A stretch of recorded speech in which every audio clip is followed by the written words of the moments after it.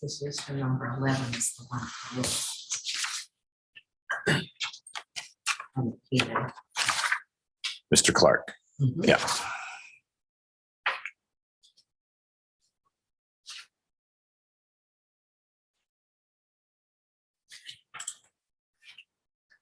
Okay, we are good to go.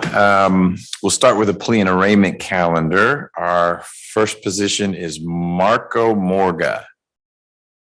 Judge, he's in custody.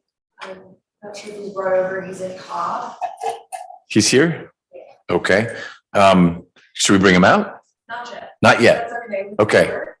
We have an interpreter coming, I believe, at 9:30, and Mr. Jordan and I are going to try to work this one out today. Is it more than theft by receiving? Because his bond number here, it looks like $1 million bond, and that's peculiar for theft by receiving. Judge, there were a number of co-defendants on this indictment that had other things other than just the theft by receiving. Okay, but Mr. Morga is just theft by receiving from 2008. Yes, Judge, and he's in custody. He's got a new CP case Okay, that's being handled by the conflict office. He's got a bond on that. He doesn't have a bond on this one, so this is what's keeping him in. yes. Okay, so you and Mr. Jordan will talk about maybe resolving this, and then the CP will go where it goes. Yes, Judge. Okay, but he's here. You can talk with him. More importantly, we need an interpreter, and one is en route. Well, 9:30. Okay. Travis Flint. Now this says Ms. Hemingway, which is sometimes code for Eric Johnson. I know Mr. Johnson won't be here. Do we have anyone on the call who represents Mr. Flint? Is Mr. Flint in custody? I don't think so. All right. So he should be here. Well, we'll call that again, and then that may resolve the Hemingway situation. How about Denzel Furlow? He should be in custody. He is in custody, Judge. I believe he's still rolling out to Henry County. I checked yesterday, the booking screen shows Henry County. Is it your case, Ms. Wood? It will be, Judge. Okay. The number of days in jail is a big number for, I don't understand the indictment number and that.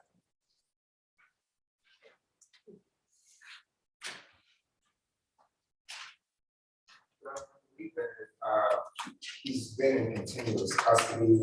Not to go too much into the facts, but I think that they were investigating these three individuals, Mr. Furlow, Ms. Young, and another individual, Mr. Belcher? Mr. Belcher, for a string of armed robberies, and that may have been the reason why he's been in custody. So, And it just took a little while to indict? yes. Okay, all right.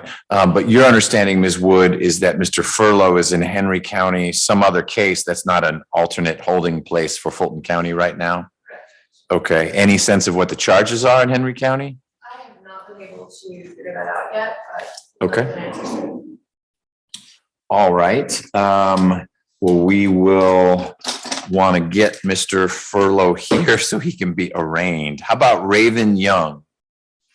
Hello, Ms. Young, how are you? All right. It lists Kenya Bryant as the attorney. Was she, I think she was with the conflict defender's office. Have you ever met Ms. Bryant?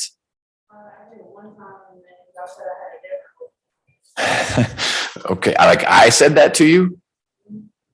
Maybe I said you had Eric Johnson. Dang, let's look. Yeah, so this was, you were arrested way back in October of 2020. Yep, so Ms. Bryant was your lawyer back then. And then your case was eventually indicted, assigned to me and the conflict defender. So someone who works with Ms. Bryant, who's in this courtroom, is actually in trial in that gang case you may have read about, YSL. He's going to be gone for 6 months. And that's not your problem, but it is sort of collectively our problem. And we're going to need to find you. And I assume you cannot afford an attorney. Is that right? Okay. Mr. Furlow is not a conflict for you, Ms. Wood. You can keep Mr. Furlow. Is that right? Okay. Then we need to get a lawyer for Ms. Young, and we should not arraign her today. Judges, maybe another situation where we can contact Mr. Walker, we may be able to work something For Ms. Young.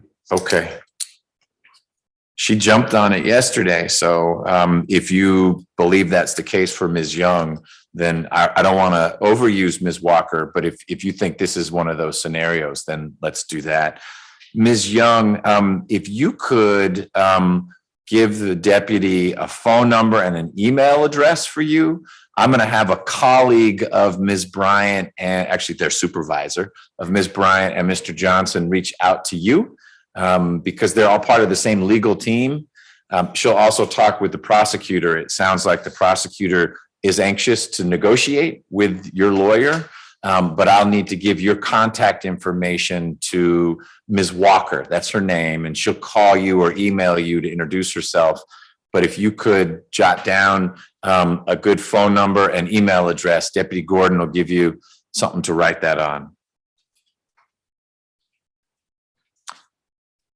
And then Mr. Belcher is in bench warrant status. So we could move forward with Ms. Young. If we can connect her with Ms. Walker, we could move forward with Mr. Furlow if we could get him from Henry County. Okay.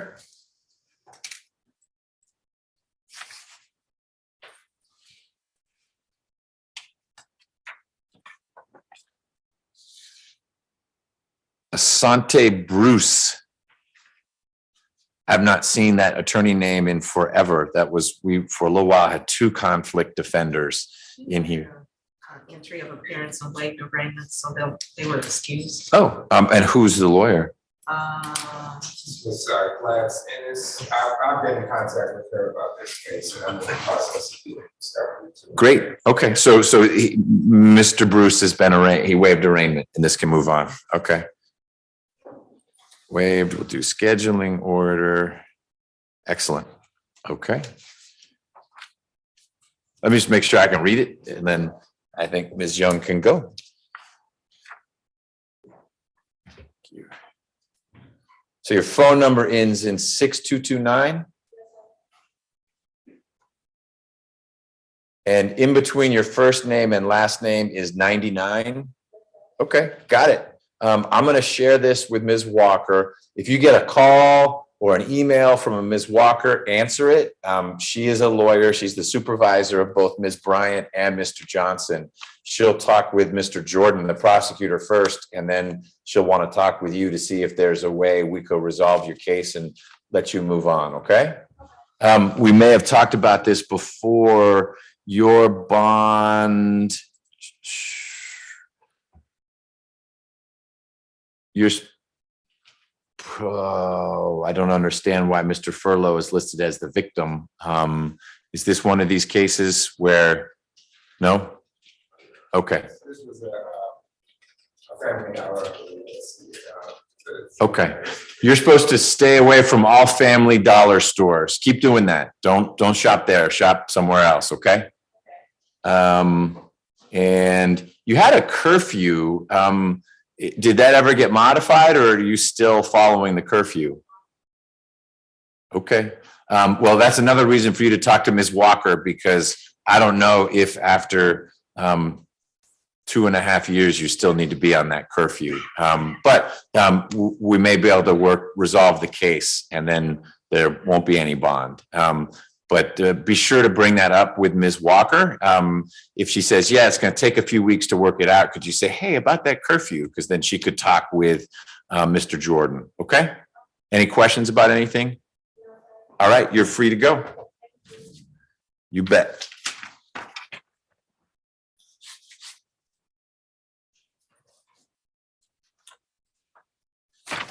All right. Will King. You're Mr. King. All right. I've got two different lawyers listed for Mr. King. Are you either one of them? Judge, it sounds like I'm probably gonna be both. I see Ms. Taylor has not filed a motion to withdraw, but it sounds like from my conversations with Mr. King, that will be happening. Okay, So I've already got a good number for him, and I can confirm his addresses, and I'll get a waiver in a substitution of counsel. okay. And then Ms. Collins is a colleague of yours? Okay. So we'll contact Ms. Taylor to file a motion to withdraw, so that gets cleared up. Your entry will clear it up anyway, but if you'll file the entry and the waiver of arraignment, Mr. King, I'm gonna check out your situation. I'm not quite sure how you picked up 2 cases and you got a bond for both, but I'll work through that. Mr. Jordan, I don't know that position 8 will be yours, but you're here for now. Is it the Judge, same? I'm here, and both of those will be mine. Okay. Is it the same alleged victim in both cases? I believe so, Judge. I'm sorry, I'm running a little bit behind, but I'm pulling it up now. Okay. A question. Okay, great. We'll get through this calendar and then we'll go do that. Okay. Or we'll get through part of this calendar. Can I have the question? Yeah. Thanks. So Mr. Whitenauer and Ms. Wood, I'm just going to figure out how it is that Mr. King got a bond, if it's the same alleged victim, and then there's a second case. And so I'll just need to understand the chronology. Sometimes an indictment deals with conduct that predated the bond in the first case and whatnot. But if it is the same alleged victim and it's this conduct, I'm going to ponder whether there really should have been a bond in both cases. It is the same victim, Judge. First in the indictment ending 230, so position 7, the state's alleging that he committed an act of battery on April 1st, 2022 against a Miss Fuse. And then in the other indictment, it would have been July of 2022, again, against Miss Fuse. Okay. All right. I'll have to look through that. I'm not quite sure how the bond remained in place for the 230 case. But either way, Mr. King importantly has a lawyer now, and you'll file the necessary paperwork. And we have good contact information for Mr. King? Yes, sir. Excellent. Mr. King, do you have any questions? Okay. Well, unless Ms. Wood needs you to stick around, you're free. When she says you can go, all right? Mr. Whitenauer, anything else in Mr. King's cases? Not at this time, Judge. All right.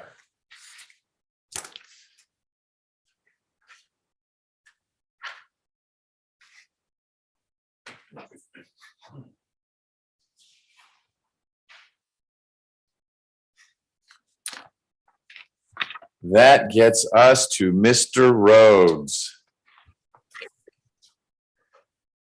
Is Mr. Rhodes, he's on a trial calendar too. Is he in custody? He's not in custody. He's not in state custody either.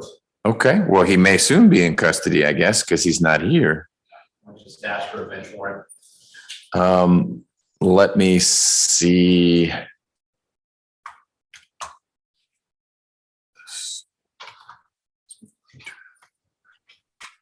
His other case is what I'm pulling up. It's a shooting case. Okay. And that is on a trial calendar coming up. Vernon Smith, is that a private attorney? That's a private attorney, Judge. Okay. Rashid Merrill is not a private attorney. These are their office. Okay. So we'll work through it, but right now, Ms. Wood or Ms. Feely, you've got Mr. Rhodes's, I'm gonna call it gang case. Only one defendant, but this gang charges. See mine, and if he shows up, I will have to make a motion. Are you Mr. Rhodes? Okay, I'll withdraw that request then. okay, no problem. I'm gonna do the same thing, which is, but this indictment is old. It's a new indictment, but the conduct is older. Does it predate believe the conduct predates the other indictment. Okay, so we've got, let's just clear that up now so that Mr. Rhodes can worry or not worry about how that would play out. So the case that's on the trial calendar, the shooting, the alleged shooting, the indictment was in March of 2022, and it deals with conduct from June of 21. Your case involves what? I know the indictment was more recent conduct. It is drugs, obstruction. Oh, I can read that, but the conduct dates from when? Is it? The exact date. It was pandemic. I believe it is September 1st of 2020. Okay, so it's older conduct. Got it. Okay. Keep talking, because my question for Mr. Rhodes is, what are we doing with lawyers?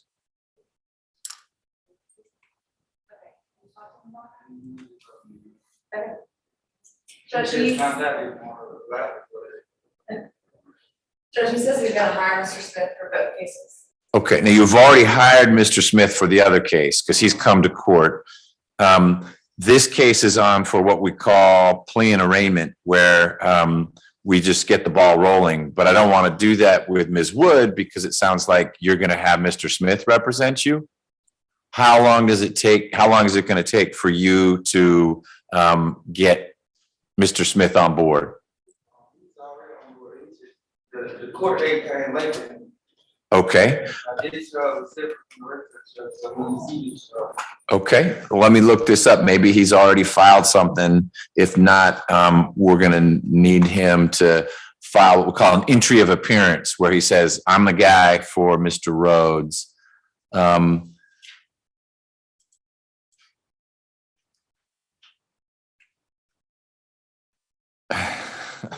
So Ed Adams filed an entry of appearance for you way back when, but that's before it was indicted. So you've been shopping around. What we'll do is reach out to Mr. Smith to see what he says. If he says something different from what you're saying, like, oh, I don't even know Mr. Rhodes, or he's only paid me for that other case, then you're both going to need to come in here sometime soon, and we're going to get to the bottom of it.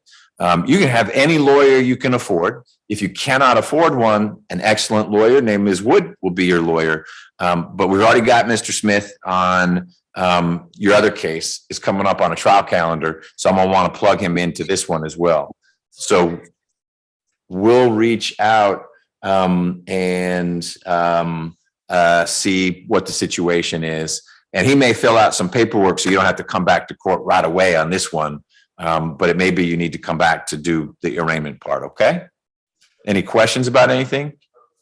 All right, let me look up your other case so that I can make sure we're sending things to the right address.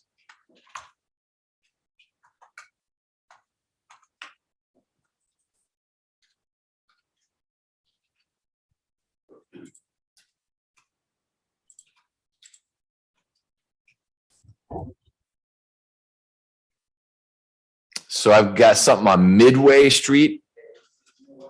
Yeah, good. All right, you're getting stuff in the mail. That'll be good. Mr. Smith gets notices in that older case. Apparently it came to him a little bit late, but he is listed as your lawyer. We'll figure out if he's going to be your lawyer here, and we'll go from there. Okay? Any questions? All right, you are free to go.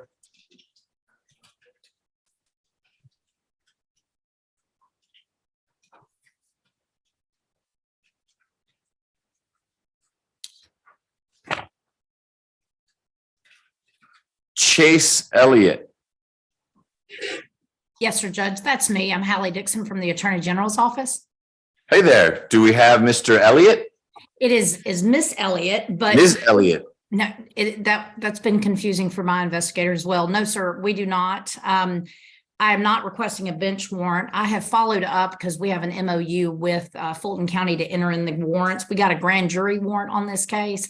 We are not showing it even in GCIC yet, so we're following up with that, as well as our investigator is going to reach out directly to Miss Elliott to try to arrange for her to turn herself in. So if we could get a reset date, Judge, I don't think, of course, a a request for a bench warrant would be appropriate in this situation when I cannot establish that she's been given notice.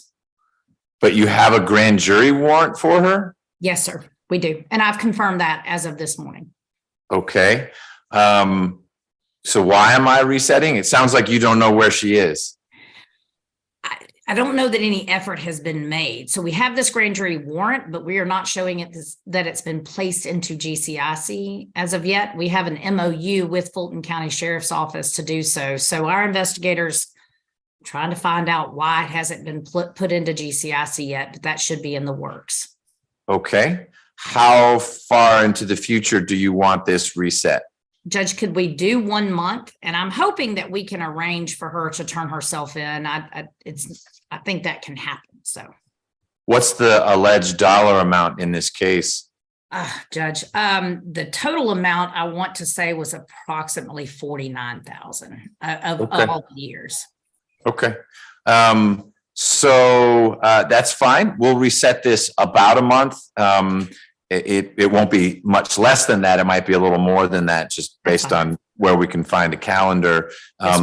But when we are back next month, it will need to be bench warrant or something where we just put this case onto judicial hold if you all aren't in a position to move forward with it. Yes, sir. We'll figure out whether we need to go have her arrested or whether she will turn herself in by the next date. Okay. Sounds like a plan. And I appreciate you dialing in. Thank you very much, Judge. Okay.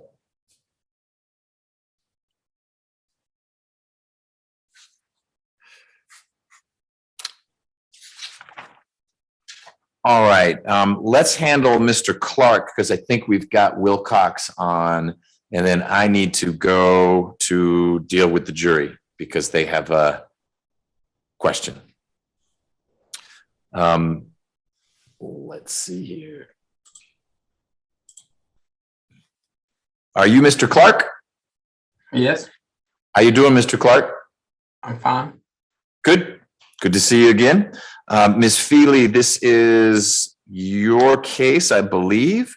I've got it down for status conference. Is that the correct posture? Yes, Your Honor. So as the court's aware, he's been in DOC pretty much since, I think, that because of the 2-year probation revocation. So I actually have not met with him. I've spoken with him on the phone. Sure. However, I do believe I have all the discovery. This may be one that we could get moving. I would like to go over everything with him. Wilcox is about 2.5 hours away, so doable, but Yeah. it would need some planning.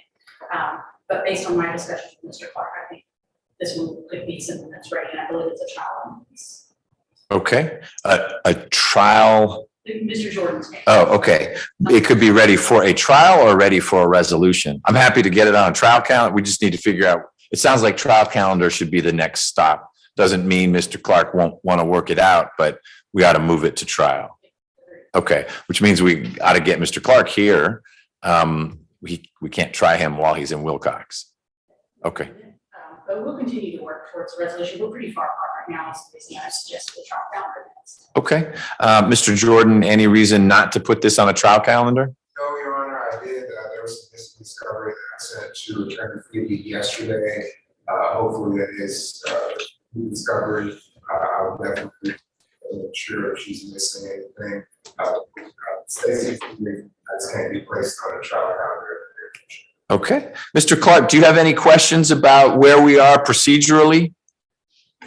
Yes, I haven't really been notified of too much. Right. Well, that's what Ms. Feely just said, that she's tried to connect with you by phone. She's trying to figure out if it makes sense to drive down to Wilcox or to get you brought here. Certainly, if you're going to have a trial in this case, we'll get you here and you'll get here in advance of the trial so that you and Ms. Feely can talk about the discovery and work through all that. But right now, it sounds like she's been doing some discussion with the prosecutor to see if there's a middle ground. And then she'll figure out how best to move forward, whether it's going down to Wilcox County or getting you brought up here. So no one's making any decisions without your input. Ms. Feely wouldn't do that. She can't do that. She needs to make sure you've had a chance to talk with her and review the discovery, et cetera. Okay? Yes. Ms. Feely, I guess what we'll do, it will move Mr. Clark's case to a trial calendar.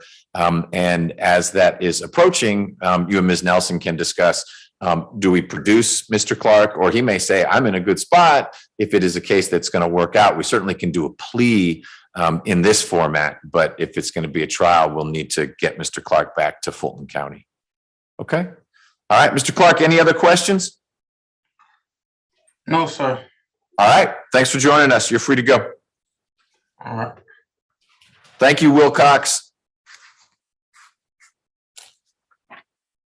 All right. I need to go answer the jury's question if I am able, and then we will pick up with, did Travis Flint show up?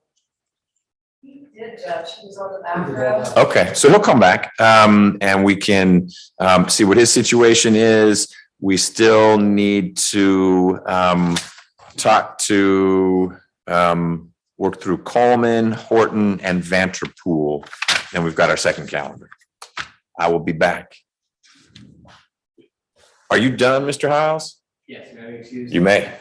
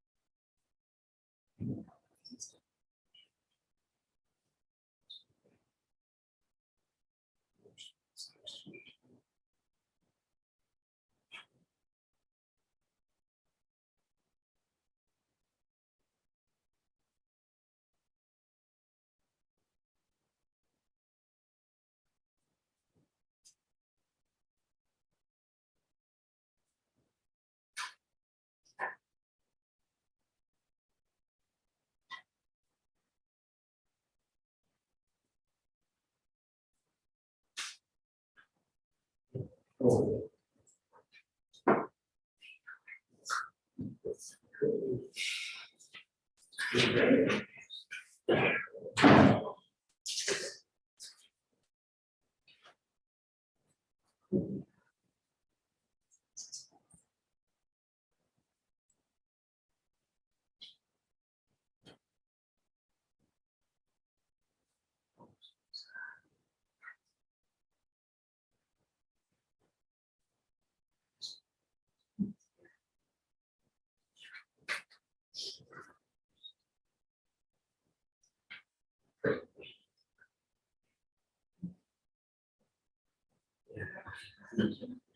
you.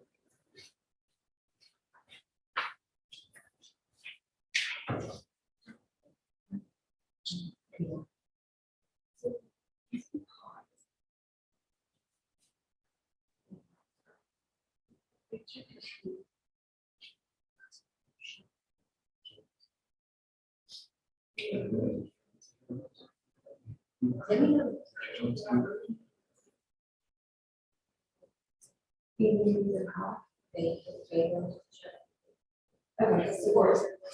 Yes. Okay, so yes. Sure.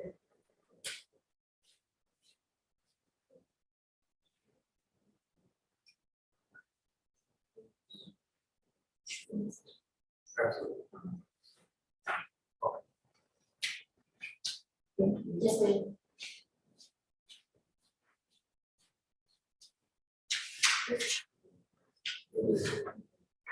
So.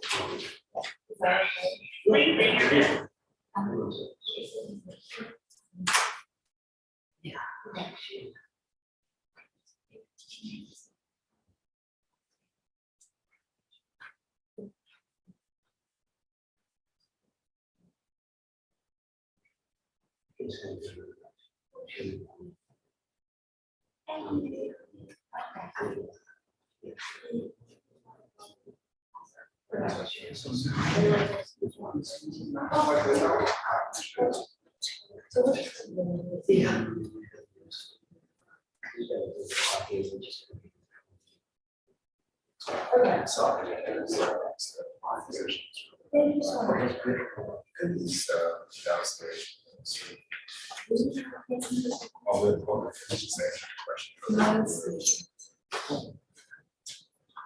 So he goes.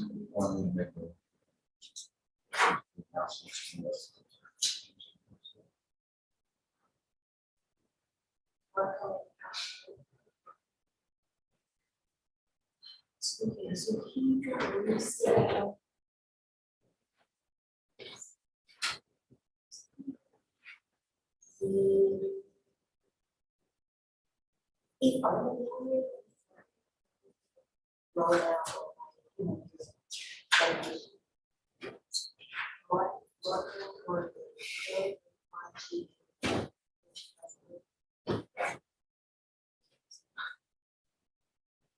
Yes. So it was reset from.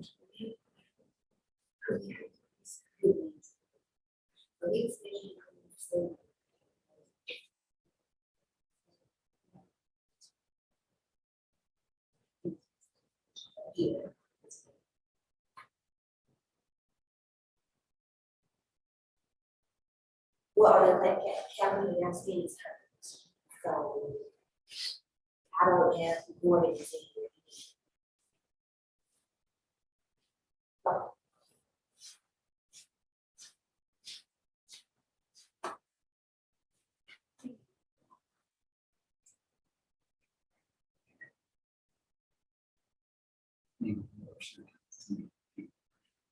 Yeah, I see.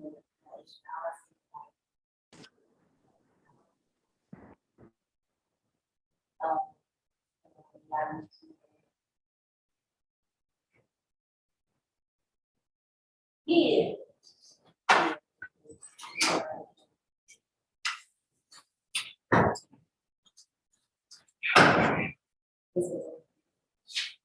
Just give me your name.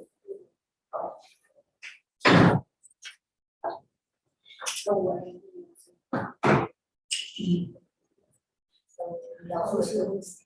So, Yeah, so it could. But they're gonna. Okay. Thank you. So she'll be, thank you so much. I really appreciate it.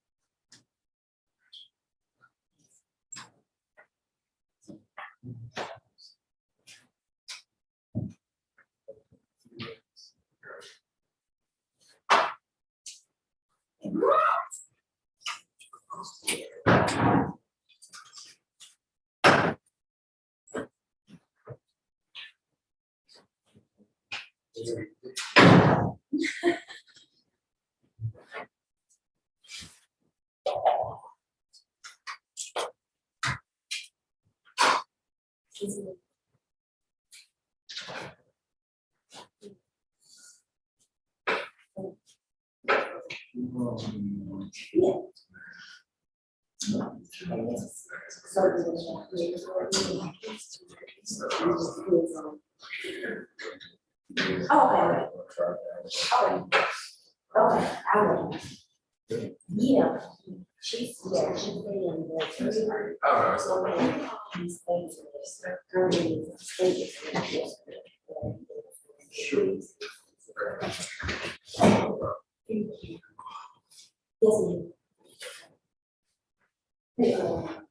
Thank you so much. I don't know when it's gonna be. That's okay.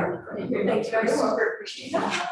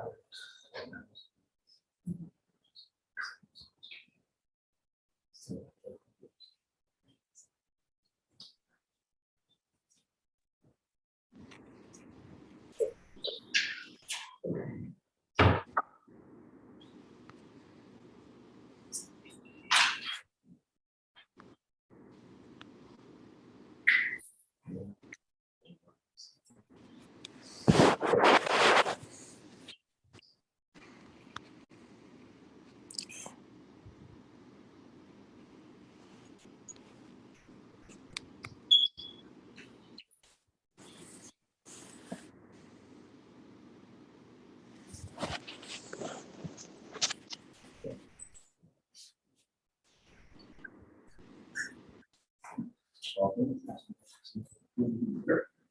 no problem. So the guy,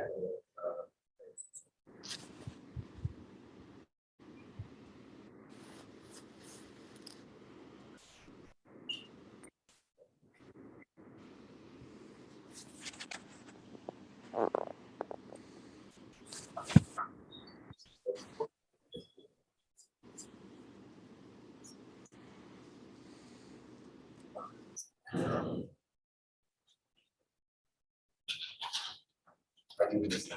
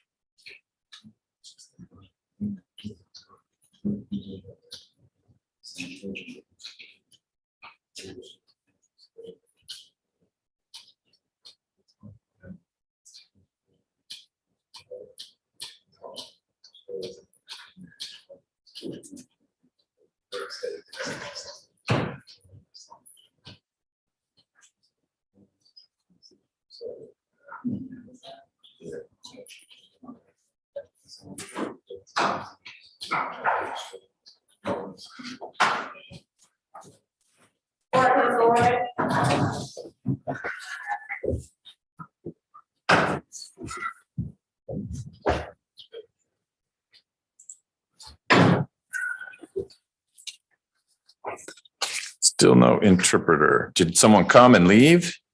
Judge Carlos did show up, however, Mr. Morgan is not here yet, so. Not as well. Okay. Is he coming? Okay. All right. How about Travis Flint? All right. What do we know about representation for Mr. Flint? Mr. Flint, you got a lawyer? Pardon me? Are you able to hire one, or do we need to help you find one? Okay, let me look this up here. Your Honor, I believe that for leaving him, is normally the Ohio defender, that's the Ohio breaker term. That would be why she's on it. So she's with the conflict defender's office, and this came from non-complex. So that's why we see her name on it. Yes, Judge, I believe so. Okay, so this case has a the more recent one has a co-defendant who is represented by Ms. Feely, but he is not around. So we need to get a conflict defender for Mr. Flint. Okay, for both his cases. And I believe this is also one that would be an offer that's pretty straightforward and may be accepted. So I think it's one that we can get worked out. Okay. Mr. Flint, if you could, Deputy Gordon's going to give you a piece of paper in a minute. I need you to write down a good phone number and email address, because I'm going to have the supervisor for the lawyer who had been working with you reach out to you. We can't move your case forward without a lawyer for you, but she may be able to help make this happen. You don't like giving people like complete pieces of paper.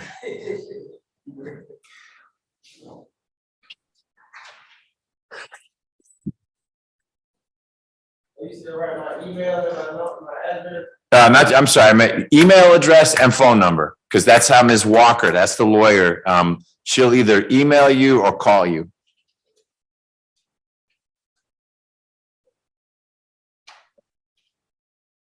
Patricia will come and help. Just the two. Great.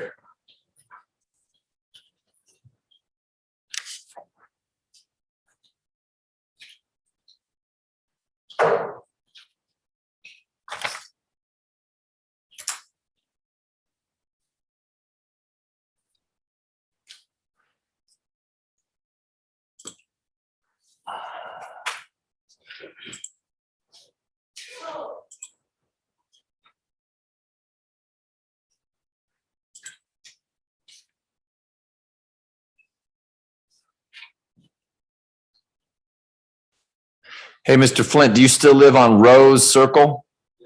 Okay, good. So make sure notice is getting to you. You're able to read it? Well, more importantly, let's see if I can. All right, phone number ends in 3016. And two brains with a Z. All right, so Mr. Flint, Ms. Walker will be reaching out to you, call or email. Don't ignore her if she calls. She's a lawyer to help you. She's not the prosecutor. She'll be your lawyer. She's going to talk with the prosecutor and then talk with you about whether there's a way to sort this out. If you and she talk and you like, this is crazy, I'm going to trial, we'll probably need to find a different lawyer. She's able to help move things along a little bit. But if it's going to get more complicated, then she'll need to get a different lawyer, all within the same team, to help you out. Okay. Any questions? All right. You're free to go.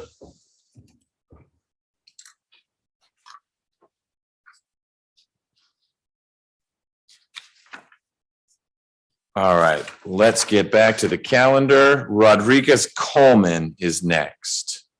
He's in custody and, going back and forth about potential resolutions today, so once we've got that firmed up, we'll I can speak with Mr. Coleman.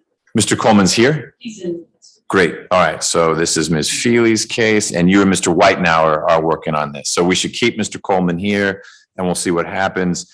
This is on a status conference. So either we sort something out today or we move it to trial. You're okay with discovery? Okay, great. So Mr. Whitenauer, if you can be on warm standby, you don't necessarily need to stay on the call as long as you can rejoin if we're going to move forward with Mr. Coleman. Yes, Judge. I have that case, and then I also have some cases on the other calendar. So I'll stand by. Then you're in just the right spot. All right, Mr. Horton is next. Who do we have from Mr. Render's firm on? Good morning, Your Honor. This is Attorney Vereen with the Render Law Firm. There you are. How are you doing? I'm doing well. So the situation with Mr. Horton is that the psych evaluation wasn't signed by you.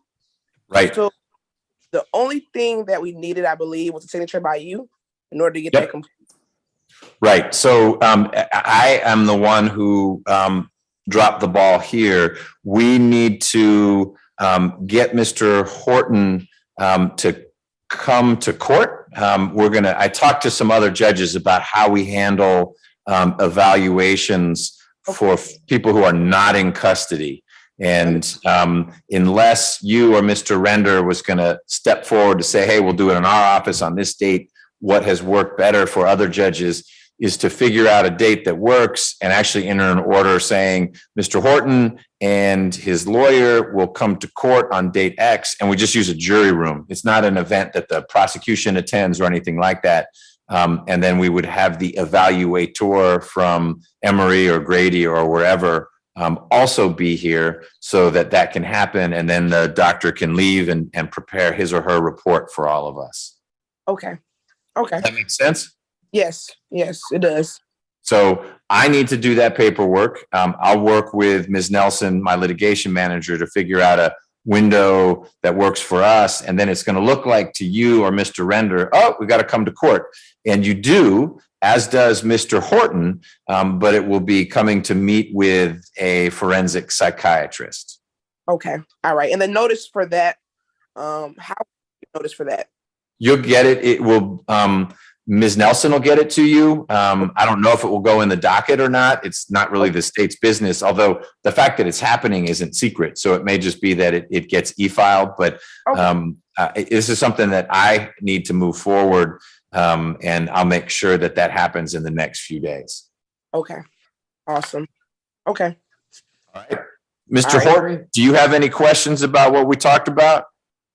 No, Your Honor. Okay. Will I receive something in the mail or what? You should receive something in the mail, but at a minimum, Ms. Vereen or Mr. Render will be talking to you about when you need to come down here, okay? We'll be in contact with you, Mr. Horton. Okay, thank you. Yes, Your Honor. All right, you are free to go. Thank you for dialing in. All right, thank you.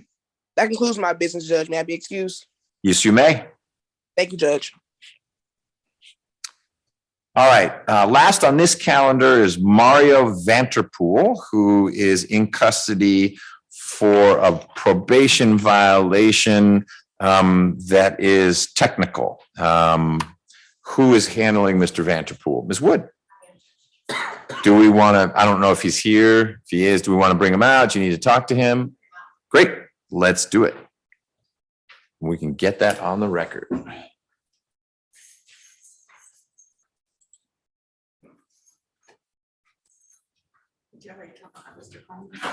Yes, he's here and Ms. Feely needs to talk to him and it may work out today. If not, we can move it to a trial calendar.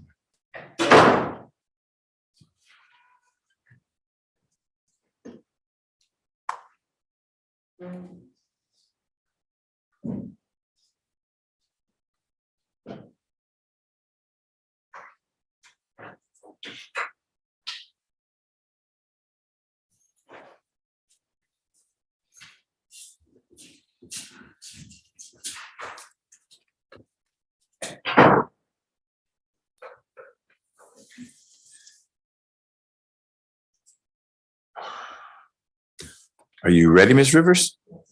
Okay, let's go on the record in 19 SC 171473. It's State versus Mario Vanterpool. Hello, Mr. Vanterpool.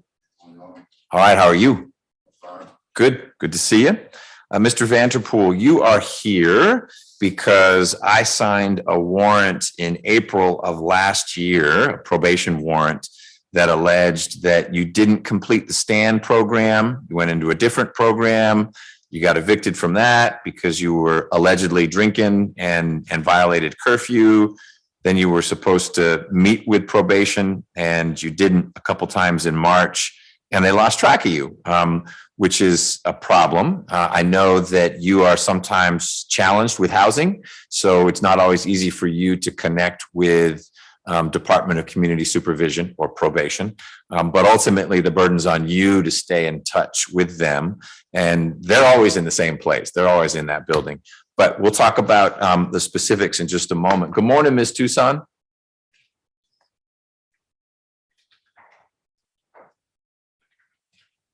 Ms. Tucson, are you there? Yes, I'm here. I'm here in the building you were talking about. I don't know All why right. you can't see me. Good. The I don't know building why you that's can't see me, but all right. can you see me? I can't see you, but I can hear you, and that's the most Okay. important part. Okay. How much time remains on Mr. Vanterpool's case? He has about a year to 11 months, 27 days. It ends 2/3/2024. And is this his only open case with probation? From what I looked at, I'm double checking again. Yes. Okay. Ms. Wood, I see that there's a CP case for Mr. Vanterpool. Is that open? I mean, it's open. Is that holding him? If we resolve this, is he stuck? Does he have a bond? Do you know? I believe he has a bond in place, Judge. I don't believe it's a bond. Okay. I'm pulling it up right now to see. Oh, they dismissed it against the co-defendant. And Judge, I can make an announcement on that. The state is in the process of getting approval for a decline for Mr. Vanterpool, seeing that his co-defendant's case was declined and he was actually charged with the sale of the drugs. So I am in the process of getting, I'm just pending approval for that. Mr. Arnold was a declination in December of last year, and you're observing that really, if anything, he's based on the charges more culpable, and your office declined that. So it likely may decline to prosecute Mr. Vanterpool on the CP case. Correct, Your Honor. Okay, well, that's good news for you, Mr. Vanterpool. May want to stay away from Quentin Arnold, but you'll work through that later. Ms. Wood, is Mr. Vanterpool admitting to the allegations or challenging them? Okay, what are you recommending I do with his situation? Recommending that you revoke for the time that he's been in. He's been in since October 23rd of 2022. which is right at 108 days. Mr. Vanderpool is currently a trustee at the jail, and he has indicated to me that he was actually in the process of getting himself into a stable housing program right before he got locked up. And so he understands that he needs to continue to pursue getting well on the outside. And so we just ask that you revoke for the 108 days and reinstate. Okay. Mr. Vanderpool, what was the name of the program that you were hoping to get into before you got arrested?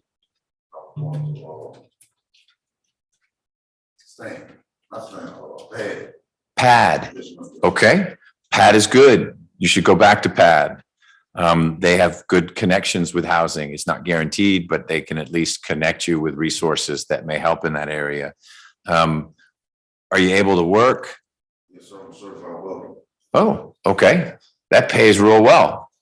Do you have any ID, or do you have to get the whole, I need a social again and a state ID so you can? I'm in the process of getting my license. Okay. Do you have your social with you? Yes, sir. Okay. So what you're missing is just the state ID? So, All right. Mr. Jordan, what is your recommendation in Mr. Vanderpool's That case? was my recommendation as well, Your Honor, after discussing it with Ms. Wood, especially seeing that the CP case is seemingly on its way to being declined, and seeing that the only violations on the warrant were technical violations. I believe that's an appropriate recommendation, Your Honor. Okay. Let me look up one thing, Mr. Vanderpool.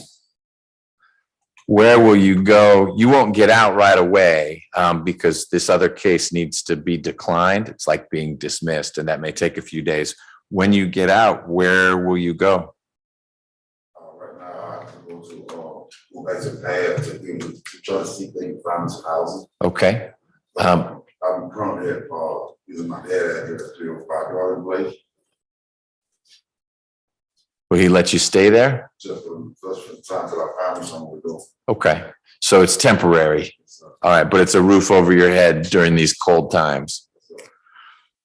So in January of last year, you were revoked for failure to report. This isn't your first time this has happened. Tell me why I should feel encouraged that probation's not going to lose track of you again.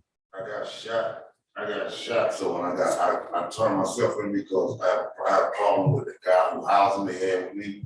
He was really being strict about a lot of things about being worked, but like I told him, I was shot in the leg, so I couldn't do nothing on my appointments.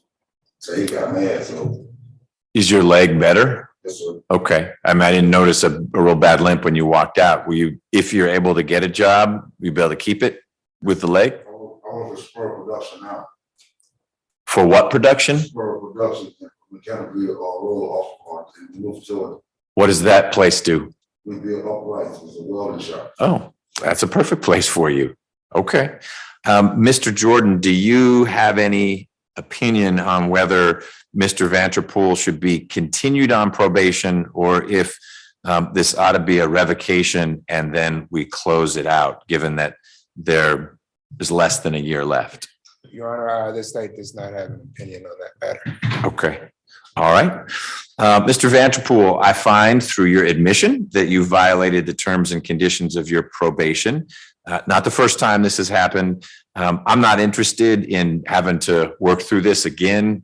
It will be disruptive for everyone if you end up disconnecting with probation in 4 months because maybe you're working and then something happens, and it sounds like maybe you've got an addiction issue you're working through as well, and that may decouple you with probation. There's so little time left. What I'm going to do is revoke 120 days.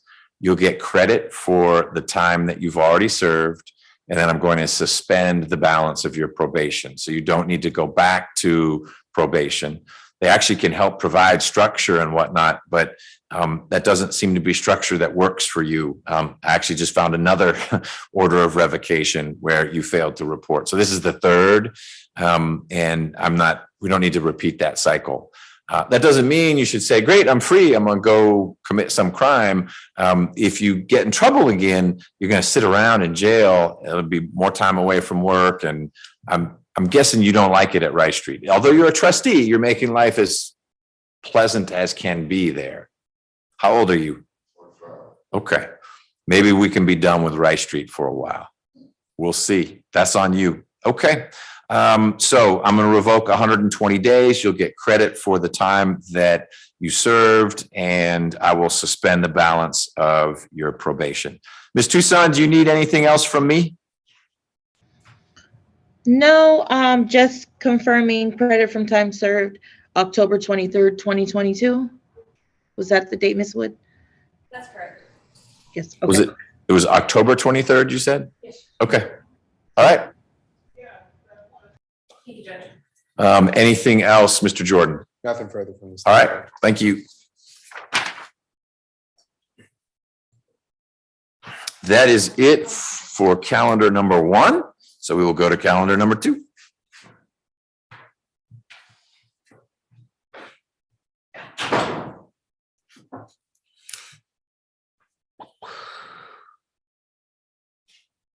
Hilton Hall. Hey, Mr. Hall, how you doing? I'm okay. You got our oldest case on the calendar and you got out of jail. This is listed as Ms. Hankins' case. Ms. Feely, are you going to cover it for her? Yes, Your Honor. Given the age and the nature of the case, I don't know if Mr. Jordan had gotten what that was going to be, but Mr. Hall is here as requested. As requested. What's the state's announcement?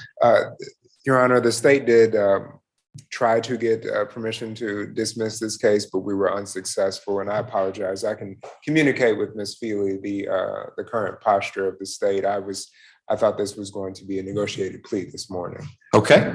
Well, why don't you guys talk? Let me call a few more positions here, and if we can get working on one that's not your case and Ms. Feely's, then you guys can have a discussion. Michael Long is our other probation revocation. Is that Ms. Wood? He's mine. Okay, but that's also yours, Mr. Jordan, is that correct? Yes, Judge. Then why don't we jump to Mr. Porter? And let me find.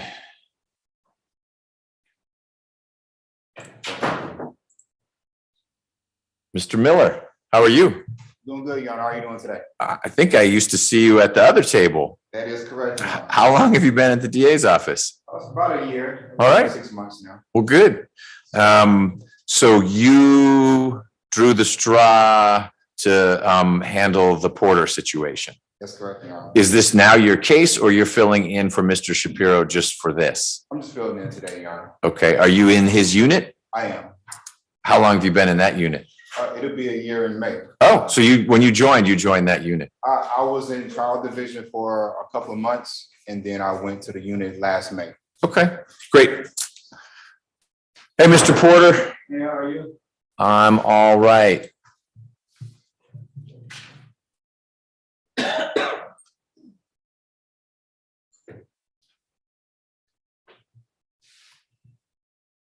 Let me get your case up on the screen here.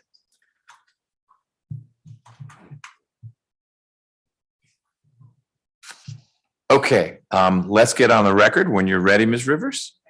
This is 22 SC 184973, a reindictment of Mr. Porter's case. Mr. Porter represents himself. He and I had a good long conversation about self-representation, and I entered an order allowing Mr. Porter to exercise that right. And Mr. Shapiro is one of the prosecutors handling the case today. We have Mr. Miller, who is a colleague of Mr. Shapiro's, who will be representing the state for this status hearing. What we need to talk about, Mr. Porter, is where you think we are in terms of you getting discovery. I think you've had a couple visits over here where you got to watch some videos. Important that you saw those. I think you've seen the videos now. Did you get through them all during your 2 visits? Yes? Yes. Excellent.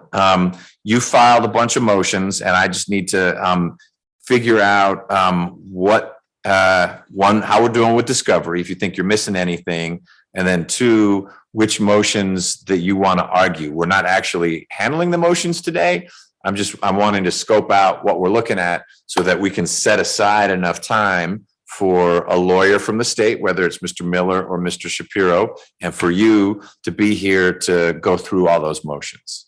Okay, so first let's start with discovery. Tell me if you feel like you've got the paper and you've had a chance to see the videos.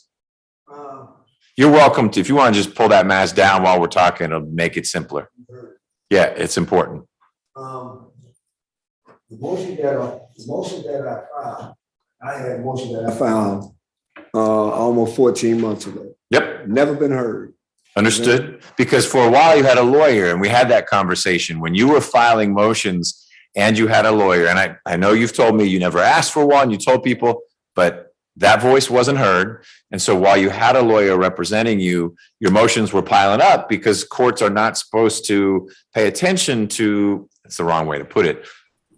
Legal filings from a defendant with a lawyer are what we call nullities. I've already told you now that we've worked through the self-representation. You don't need to refile them. So anything you filed is something that we can work through if we still need to. But let's pause on that. You're good with discovery. Yes. Okay. It's a few things that I don't have. And what is it you think you're missing? Last time I was here, when we came back for the, y'all brought me for the no prosecute. Yeah. Okay. The state has to put in a motion to get a no prosecute. They had to ask us something for them to get the case no prosecute. Right. Put it placed on the dead docket. I've asked for that document.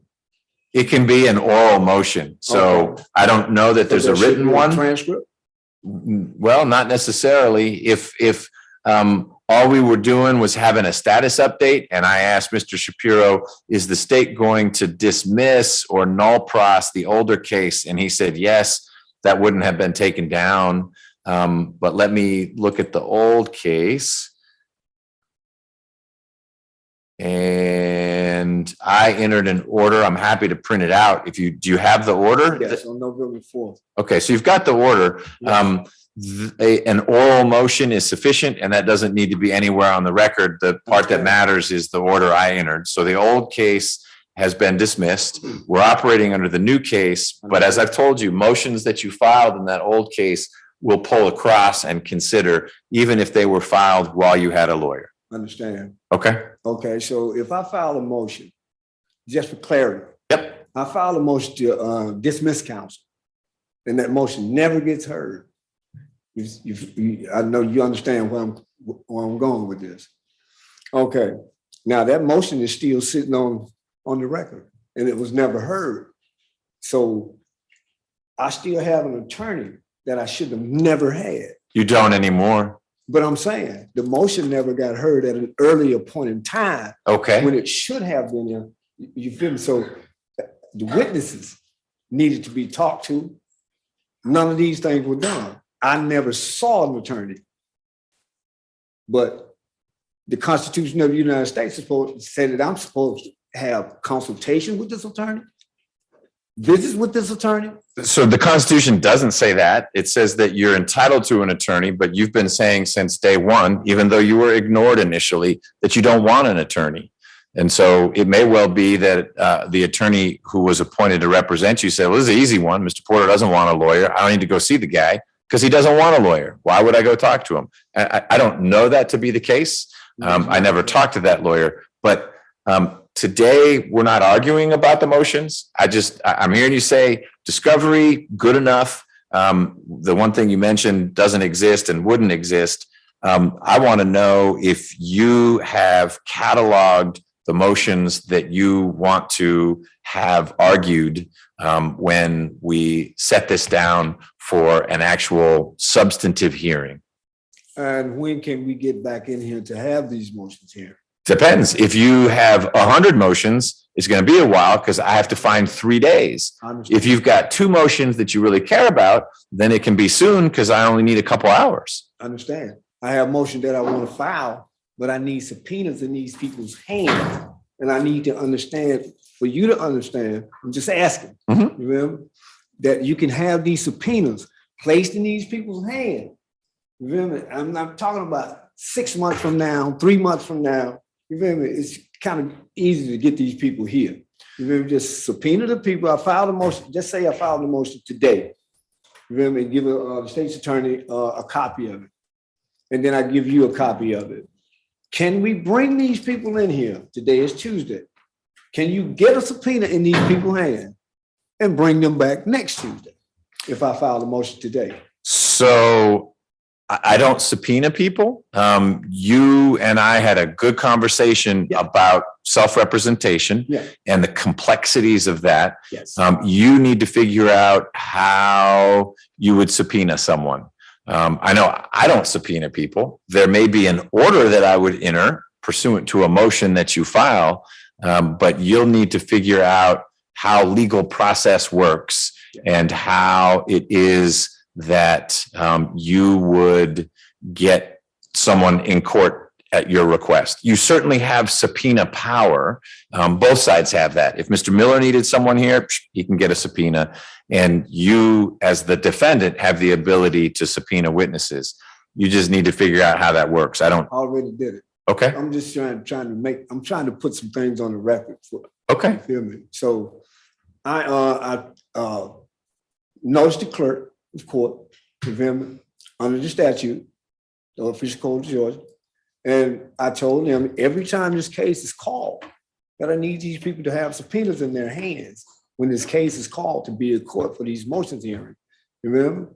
And I filed a motion and everything with the clerk. So they sent a subpoena out to one of my witnesses the first time when I first filed the paperwork with the clerk's office. Okay. And that evidently the witness didn't get the paperwork because I called them. They said that the people came, the sheriff's office, they came by with the subpoena, but they wasn't there. And they wouldn't even leave it with someone. There were grown people in the house. They could have left it with someone that was grown there. You know, the law says so. Okay. And they never gave them the subpoena. So I'm trying to make sure that these people get these subpoenas. I don't want to keep coming down here and these people are not here. Then I subpoena them again and they're not here next time I come to hear these motions.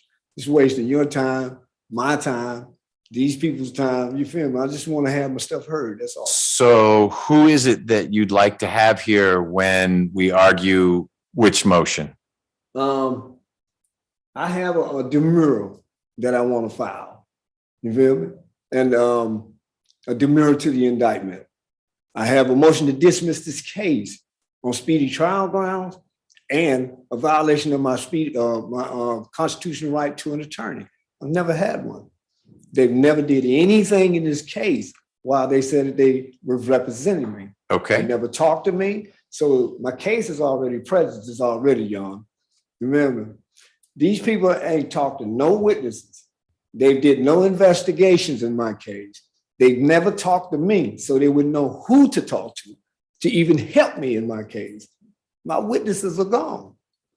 These people moved out of state. I don't know where these people are. These people were standing with me when the state said that I was committing these crimes, making it impossible. These people could tell you that I did nothing. I never moved from where I was the entire time. So my case is already, I can't go to trial like that. Well, you'll decide whether you go to trial or work the case out if I don't grant your motion. I'm hearing you say you're going to file some motions. I'm not interested in what you haven't filed. I'm interested in what you have filed because I'm going to draw a line soon saying we're done with motions and now it's time for trial. Gotcha. But I can't do that. So we've heard the motions that are already in the record. Okay. So my question is, who is it that you were hoping to have in court? If you were able to just simply think real hard about it and people show up in court, that's how you subpoena them. Who is it that we need to have in court? Three. 3 people. Okay. Yes. Who's the first? The first one is Anissa Porter. Anissa? Yes. How do you spell that? ANNISSA. And who is that? That's my daughter. How old is she? She's 24. Do you know where she lives? Yes, 768. Just tell me what city she lives in. Oh, she's staying in Atlanta. Okay. So that's someone that the state could find. Anissa Porter. Who else?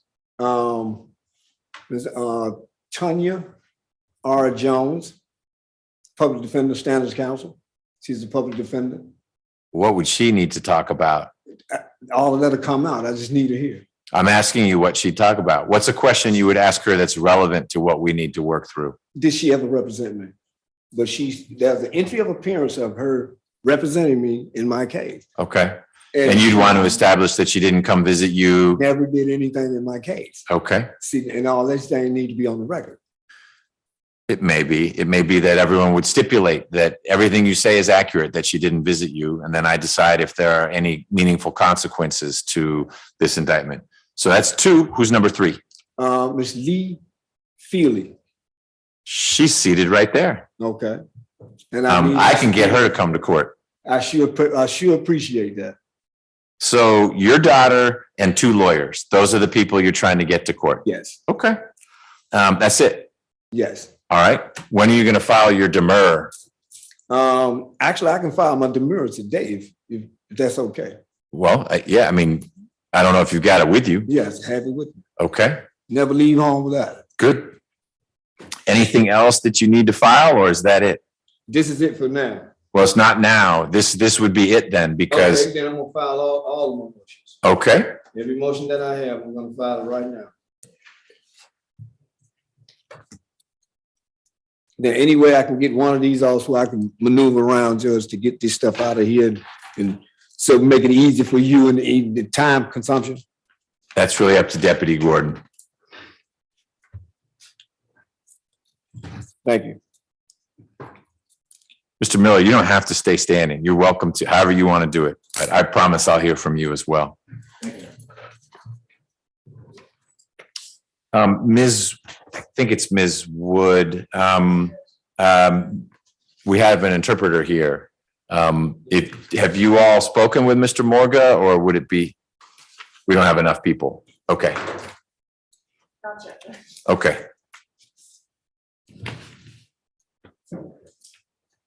What's today's date, please? Today is the 7th of February, 2023.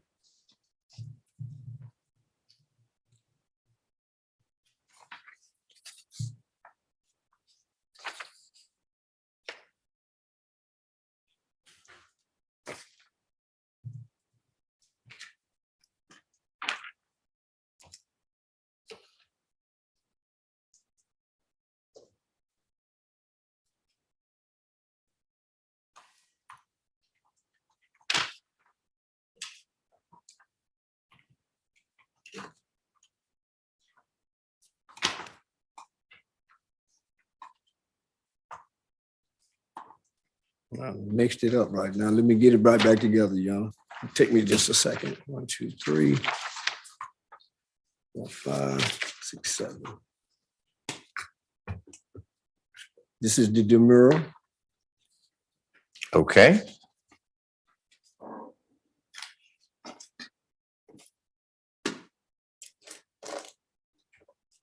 How many motions do you have? I may make you go back in the cell and put all this stuff together so we can do other business. All I'm doing is just signing it. I don't want to put a date on it before. How many do you have? How many motions? About 3. Okay.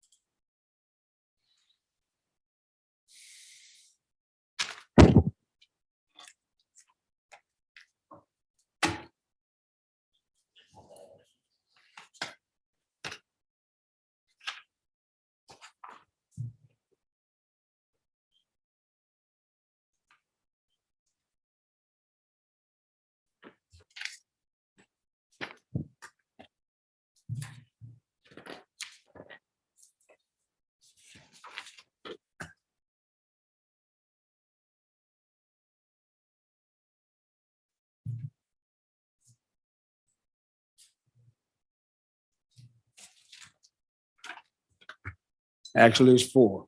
Okay. We're almost done.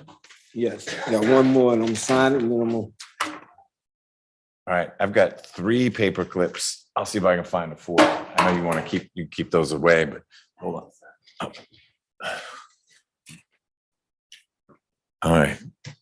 Thank you.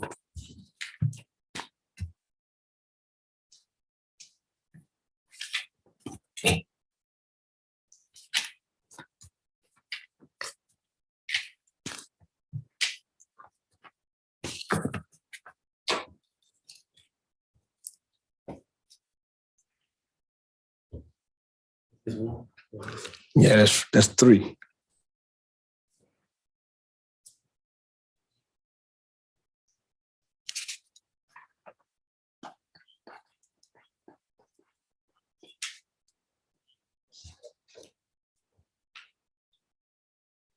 This pen keep messing up.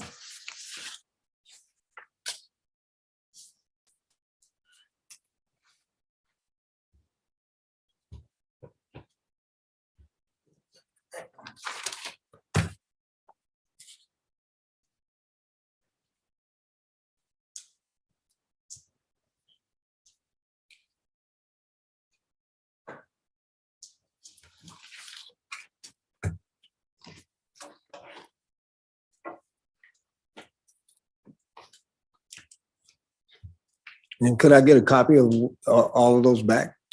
If it's okay with the court? Probably not today, but they'll be filed, and I'm sure you can figure out as your own lawyer how to get access to the docket. And we'll make sure you have a copy the day we are bringing you back to argue those motions. Okay. Okay? Yes. Thank you. So demur, dismiss the indictment. I only have two. Or It's four, it's 3 and 1, and you probably, and this is a list of the witnesses as well, right here. okay, These were the people that these lawyers should have talked to before these people moved, and nobody talked to any of these people. okay. These lawyers that you didn't want. The thing is, they were given to me without me even knowing about it. And when I found out about it, I filed a motion to get rid of them, and no one ever heard the motion. That's why I still had them. Got it.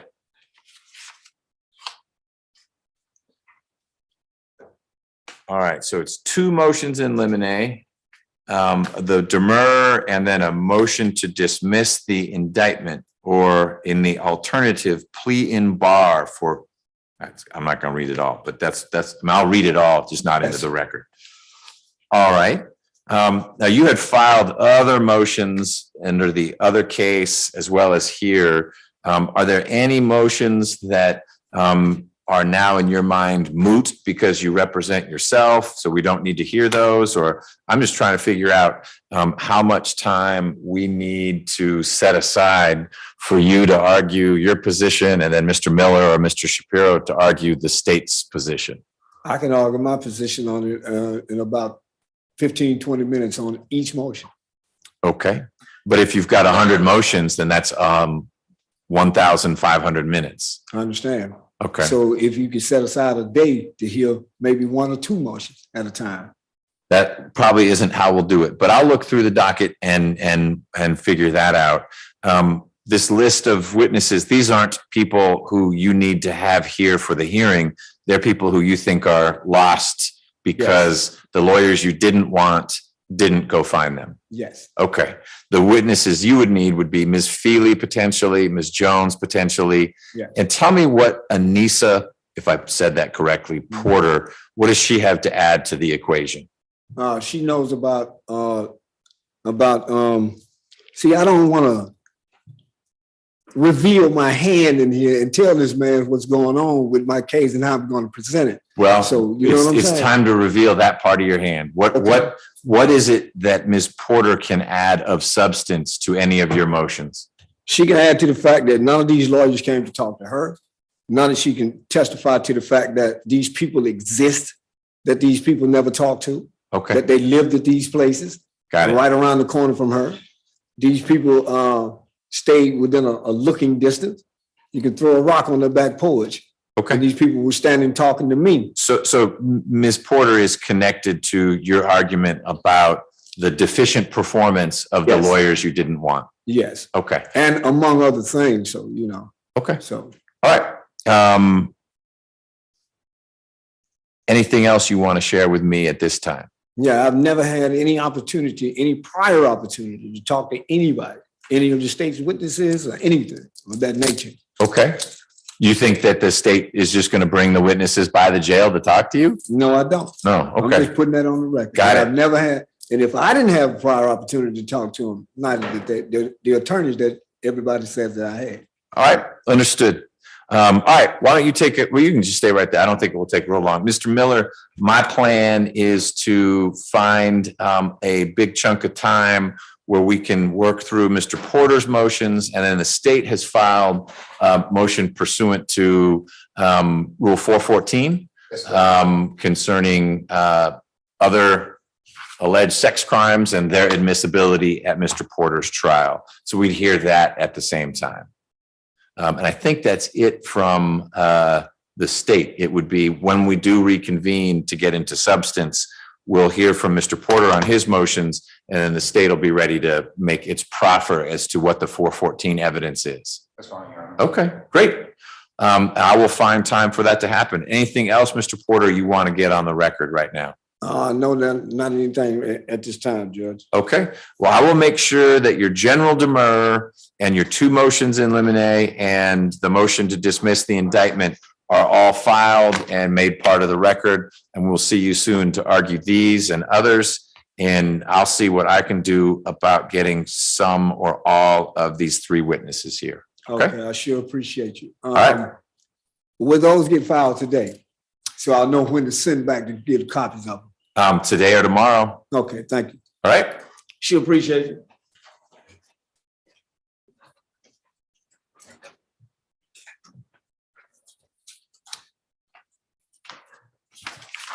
All right, what I'd like to do now is have our interpreter and Ms. Wood talk to Mr. Morga, who's back there. Oh, he's still not here. Okay, we'll let you know. I thought he was here. Okay, we'll reach out to the team and you can be here or Patricia can be here. Mr. Morga is not. All right, I thought we needed you, sorry. Then if we keep going with this calendar, do we have an update on Mr. Hall? Yes, Your Honor. After reviewing his 2007 plea that he did enter in a 2007 SC, and I can get that case number for you, it looks like he did enter a plea into that case. And this 2006 case that was still pending before us today was included in that negotiated resolution. So the state would just move to dismiss Mr. Hall's case, given that it's the age of the case and that though we don't have the documentation to say that this was included within that 2007 plea, I can't imagine a situation where it wasn't, given that it was a 5-year probated case. Okay, so you're moving to null pros 05 SC 24666. Yes, Judge. Ms. Feely, any objection to that? No, that's what we discussed. All right. Do you need anything else? I don't know if we can get it electronically, but we'll take care of null process. All right. Is there anything else that is keeping Mr. Hall around? Ms. Feely? No, Your Honor. All right, Mr. Hall, you are free to go. The state has moved to dismiss your case from 2005. I'll make sure that happens and you free to go about your business. Take care. You too. All right, let's deal with Mr. Dawson, who is on the Zoom call. Mr. Dawson, you still there? Yes. I think you're supposed to be here, Mr. Dawson. What are you doing on the screen? My lawyer gave me an email said I'm supposed to be, it was a Zoom. Well, tell me what's going on with the ankle monitor. What you mean, what's going on with it? Well, we keep getting emails from the ankle monitoring company saying you're not charging it, they can't monitor you. No, I do. I work overnight, so during the day I charge it. I can't charge it at night while I'm working. I work from 9 to 5:30 in the morning. What do you do? I work for MARTA. What do you do at MARTA? I work on the train, sir. Okay. I don't know what that means because the trains don't run at 2 a.m. No, what you mean? You cannot ride a MARTA train at 2 a.m. They're not running. I don't ride the MARTA train. I work for MARTA. Right. What do you do for MARTA? I just told you I work on the train, sir. So we're going in a circle that isn't going well for you. What do you do on the train at 2 a.m? Oh no, I just clean them, sir. Okay. So you're not driving them, you're cleaning them. No, yeah. Okay. So is your ankle monitor on now? No, sir. I just woke up to come to court. I thought your ankle monitor doesn't come off. How is it not on your ankle right now? Oh yeah, no. I thought you mean charge. Yes, it's still on my leg. Yes. Okay. And you keep it charged. It's fine if you're at work. That's not an issue. Are you keeping the monitor charged? Yes, I charge it before I go to work. Okay. Any reason why the ankle monitor company would be saying we're having trouble with the ankle monitor? It doesn't seem to be charged. Oh, I don't know, sir. I really don't know. Because my lawyer called me and told me the same thing that they said they got an email saying that my ankle monitor wasn't charged and they told me to put it on right there. And I did. Every time they call me and tell me that my ankle monitor is dead, I put it on the charger. So I don't know. How often does it die? Well, I mean, I don't know how often. Well, yeah, I don't keep track on that part. Okay. Does it die a lot? For the most part, I mean it's always vibrating, but I keep it on there at least about an hour or so. Okay. Well, I'll tell you what, I'm going to reach out to the ankle monitor company. And if they say things are good again, we're great. If they say they're still bad, you're going to need to come to court and we're going to come up with a different plan. It's not a Zoom thing. It's a you come here in person thing. Okay. Oh, no problem, Your Honor. All right. And you've got your lawyers back now. They are working for you, Mr. Arca.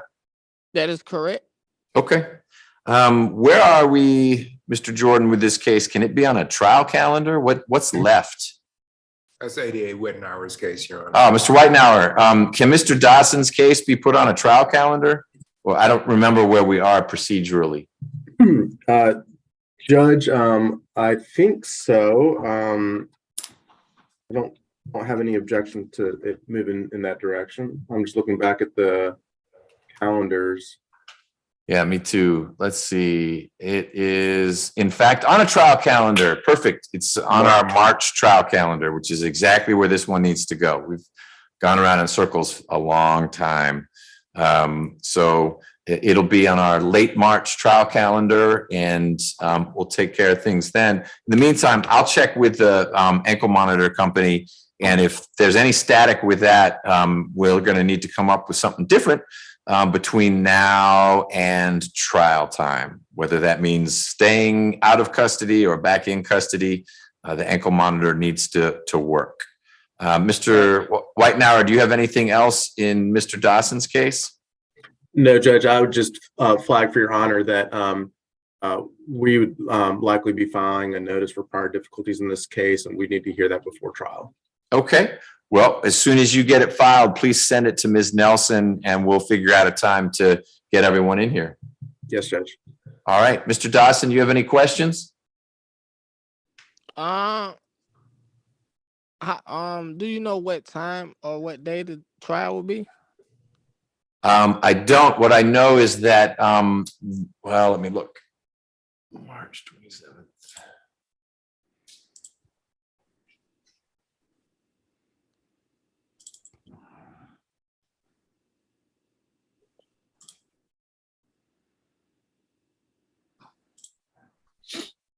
I'm not sure yet. It's late March. Okay. And how do that goes? How do the trial thing go? Because I'm new to it. That's a great question for you to ask Mr. Arca. He is the person to advise you on that. All right? Okay. All right. Well, we'll be in touch if we need you to come back before then. Otherwise, you'll be coming in late March for your trial.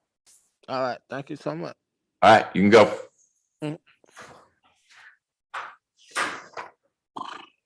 Ronald Richardson is he here? If we bring him out, we're just figuring out who is his lawyer. And then we can do Mr. Long. And I think what case are you here for? Ma'am, pink shirt? Oh, yes, I'm an intern, so. Oh, you're here for all the cases? Yeah. All right. What case are you guys here for? Oh, well, perfect. Here he comes.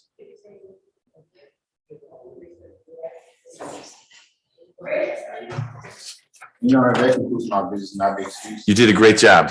Thank you.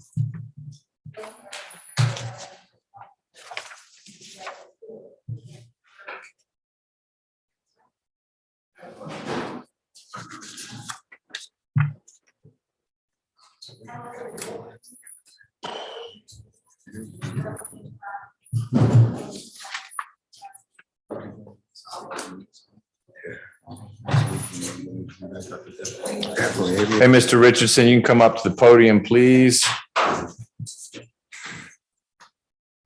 you doing, sir? I'm all right. We're just talking about representation today, and I want to make sure. So Mr. West represented you at one point, and then he filed a motion to withdraw, claiming that he had talked with you or your family about how he was done.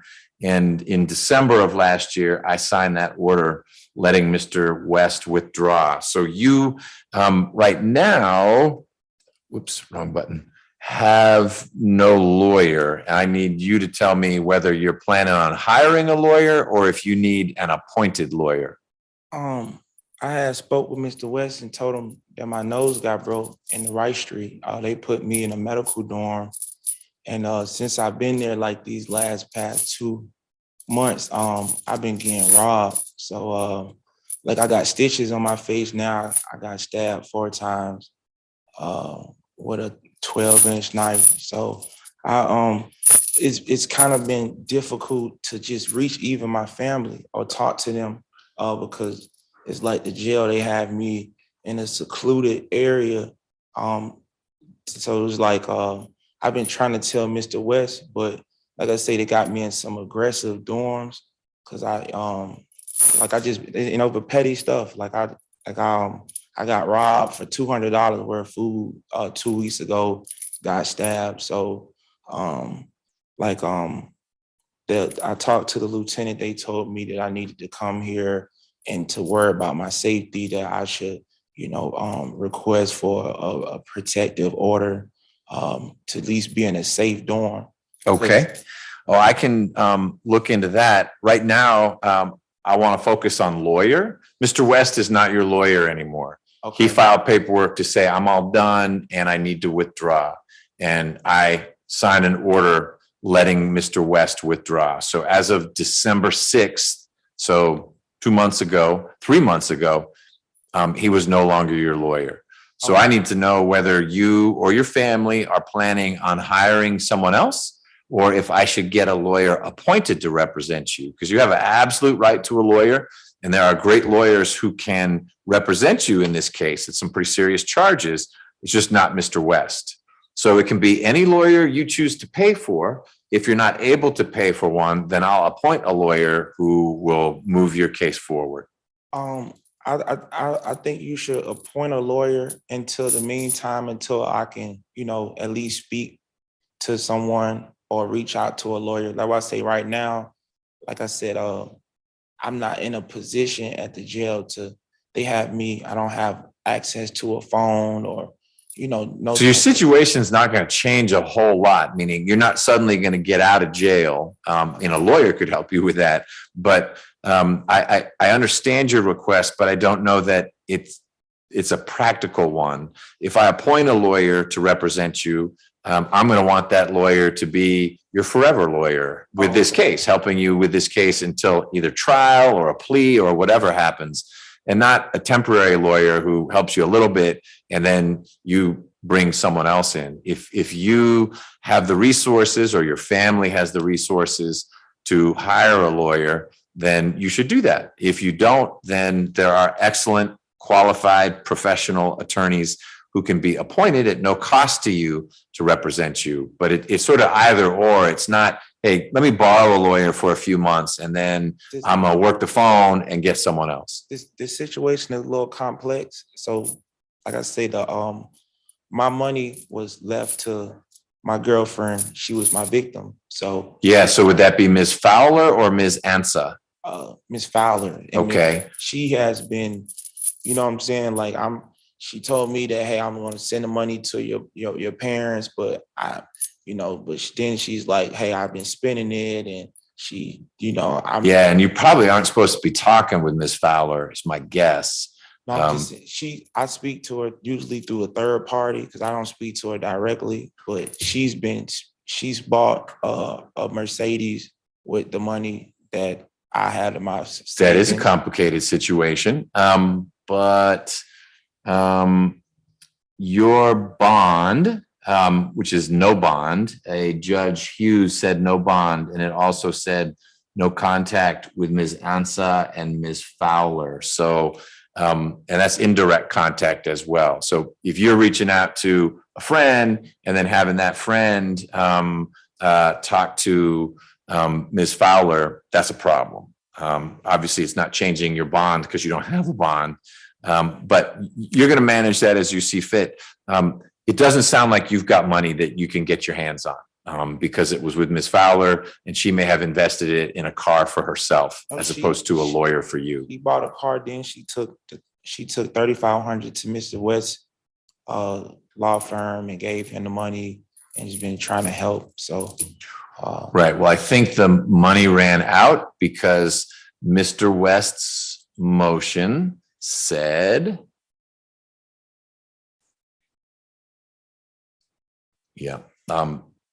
in so many words that it didn't work out financially. So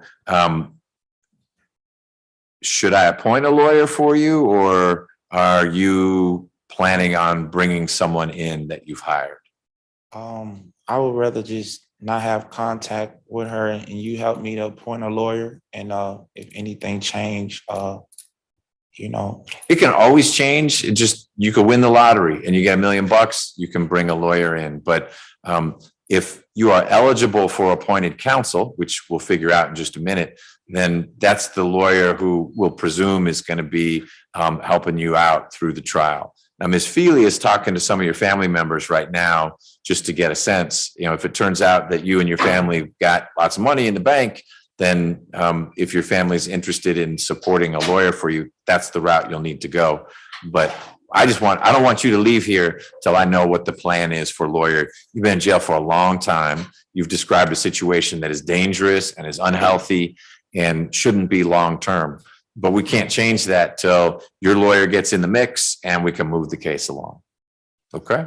Yes, sir. Is it any way possible if you be able to help me as far as making an order for me to at least stay into a safe custody? So that's exactly where a lawyer could help you out. So Ms. Feely's talking right now with some of your family, and if she concludes that it's appropriate for her office to represent you, then one of them lawyers, there are two right here, will talk to you and get more of that information, and they could file a motion on your behalf saying, Judge, you need to do X or Y or Z. And if I'm able to do that, I'll certainly take those steps. Okay? Thank you, Mr. Burney. Hold on one sec. Ms. Feely, what did you learn? So the family's inquiring when the next court date would be, if they would have more time to hire.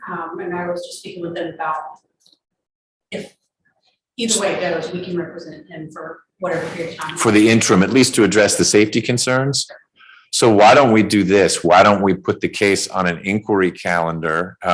The case ends in an 8. So would it be yours if it stays with your office? All right. If you don't mind filing an entry so that we've got counsel of record, that way you can file things like if there's a motion to keep separate or move to Cobb or whatever might address Mr. Richardson's concerns. We can try to do that. and we'll put it on an inquiry calendar for a month? How much time?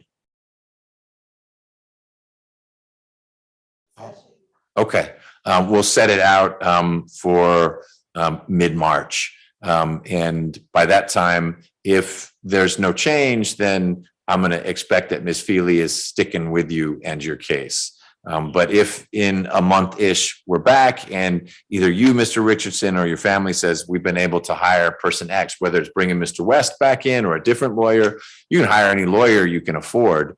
I just don't want you sitting around and your case not moving forward any longer. Okay? So I'll reset this for about a month out to see if you are bringing a lawyer in. Otherwise, then Ms. Feely can move full speed ahead with it. In the meantime, Ms. Feely will be representing you, and you and she can talk about your safety concerns. Okay? Yes, sir. Anything else? No, sir. All right. Thank you.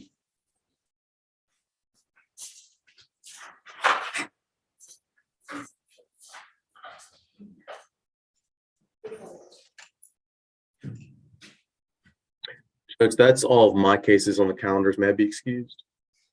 Almost. What was the case,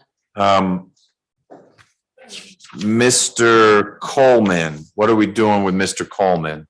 My understanding from Mr. Whitehour is that there was one other conviction he wanted to look into before making an offer that I had requested. Okay. Is that fair? Yeah, that's right. There's in looking at his criminal history, there's an arrest out of Tennessee, and it was a DV arrest, and I'd like some more time to determine whether that involved the same victim in this case. Okay. Are you Mr. Coleman? No, sir. Were you? Long. Okay. That's fine. We have to deal with Mr. Long's case. Just hold on. So we're going to move Mr. Coleman to a trial calendar because this was a status calendar. And it may well work out. And if it has worked out in advance, let's not wait for the trial calendar. But it sounds like there's nothing preventing the case going to a trial calendar. All right. Does that work for you, Mr. Whitehour? Yes, Judge. Okay. Then you are done and you may go. Thank you, Judge.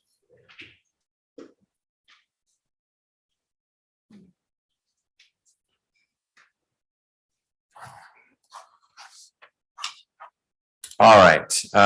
Thank you, Ms. Feely, for stepping in with Mr. Richardson, and we'll see him back in about a month. So, Mr. Long, let's get on the record in your case. This is 18 SC 160654. And I, in September of last year, signed a probation warrant that alleged that in February and March of 2020, you committed some shoplifting in DeKalb County. In July, shoplifting in Douglas County, again 2020. And then in November of 2020, a theft in Cobb County. Ms. Tucson, how much time is still on Mr. Long's case? On his case, there are 3 months left. It ends June 27, 2023. Okay. I believe we sent, Officer Brown sent over the recommendation to his attorney as well. And what was that recommendation? Because he has other charges pending, to just suspend the balance, because he has other charges pending in other cases. Okay. Other charges in Fulton County or in other jurisdictions? Fulton and Cobb, looks like. Okay. And there's an open CP case. Do you have that number? It says here 21 CP 204121. Okay. All right. Thank you. Ms. Wood, how are you? Good, Judge. How are you? All right. So not much time left on this case. Some allegations from 2 to almost 3 years ago about shoplifting, theft crimes in a bunch of other jurisdictions. What are you, is Mr. Long stipulating? these cases been addressed? How do you envision moving forward on this? Judge, I do apologize. I was planning on talking to him before we brought him out. I spoke with him a few times last week at Rice Street. I conveyed the offer that I received from the probation office, which is essentially stipulate time served and then move on to the other jurisdictions. And at first, Mr. Long thought that he wanted to stipulate, and then he thought he maybe did not want to stipulate. So I think it might be helpful if the court also explains to him exactly what the stipulation would be to. Sure, I will do that. I'm also looking at this 21 CP case. That has been declined, Your Honor. At least it appears to me. If that's in the work, is not, it says open. Do I have the same CP? It's 21 CP 204121. Yep, I've got it open right here. It says open, and the last entry was in November of 2021. Someone had filed a motion for reconsideration of bond. And Mr. Long has an open case in front of Judge Dunaway that I'm going to look up right now. Well, I mean, I'm saying that it may not have been entered into the system, but it's a note that the case was, the decision was made to decline the case on the 4th of 2022, stating that the drugs were still not received by the lab. And that was a questionable search. They were unable to locate the victim.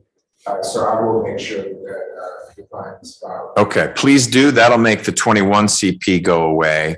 Mr. Long has a bench warrant out of Judge Dunaway's courtroom for a shoplifting case, 21 SC 178403.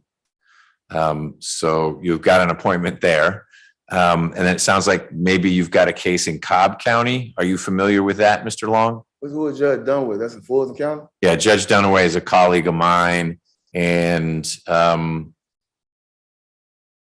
let's see if I can find the indictment.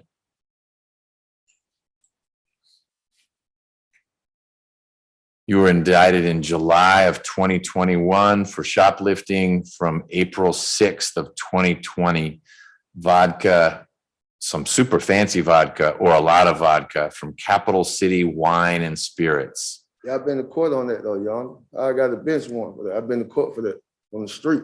So you must have, not my case, I don't know, but there was some day when you missed court. Let's see here. The order of judicial hold says, I don't know, there was a bench warrant issued in August of 2021. You got a lot of moving parts in your life. I don't know if what's behind this is an addiction or if there are things that could get treated with medication or what. And I'm not the solution to that, but it would be great if we could connect you with resources so that you don't end up, whether it's in DeKalb or Douglas or Cobb or Fulton, getting arrested for stuff, and then you're just stuck bouncing around between all these places. I know you don't enjoy it, but I don't know if you've ever been given a chance to get help with whatever's going on. Yes, y'all. You saying I got a warrant for August 2021. I've been to court for that case, so. Okay. That was with the drug case. I've been to court for that, so. And the warrant, the bench warrant I got at DeKalb County, so that they just been sending it to the wrong address. That's it. In this case right here, so I have got violated by you last year. You the one who released me last year for the violation. Well, I shouldn't have released you, I guess. Here's the thing from Dunaway. I looked at the wrong one. You did not show up for trial on June 7th in front of Judge Dunaway. I'm just reading what it says. Defendant was notified in court on May 25th, 2022, that he was to appear in person on June 7th, and he did not appear. So Judge Dunaway, in an order he signed, said, I told you, you got to come to court on date X, and you didn't. I never came to court on May. So last time I came to court it was in 21, but they reset the court date. They never sent me a subpoena, so. Okay.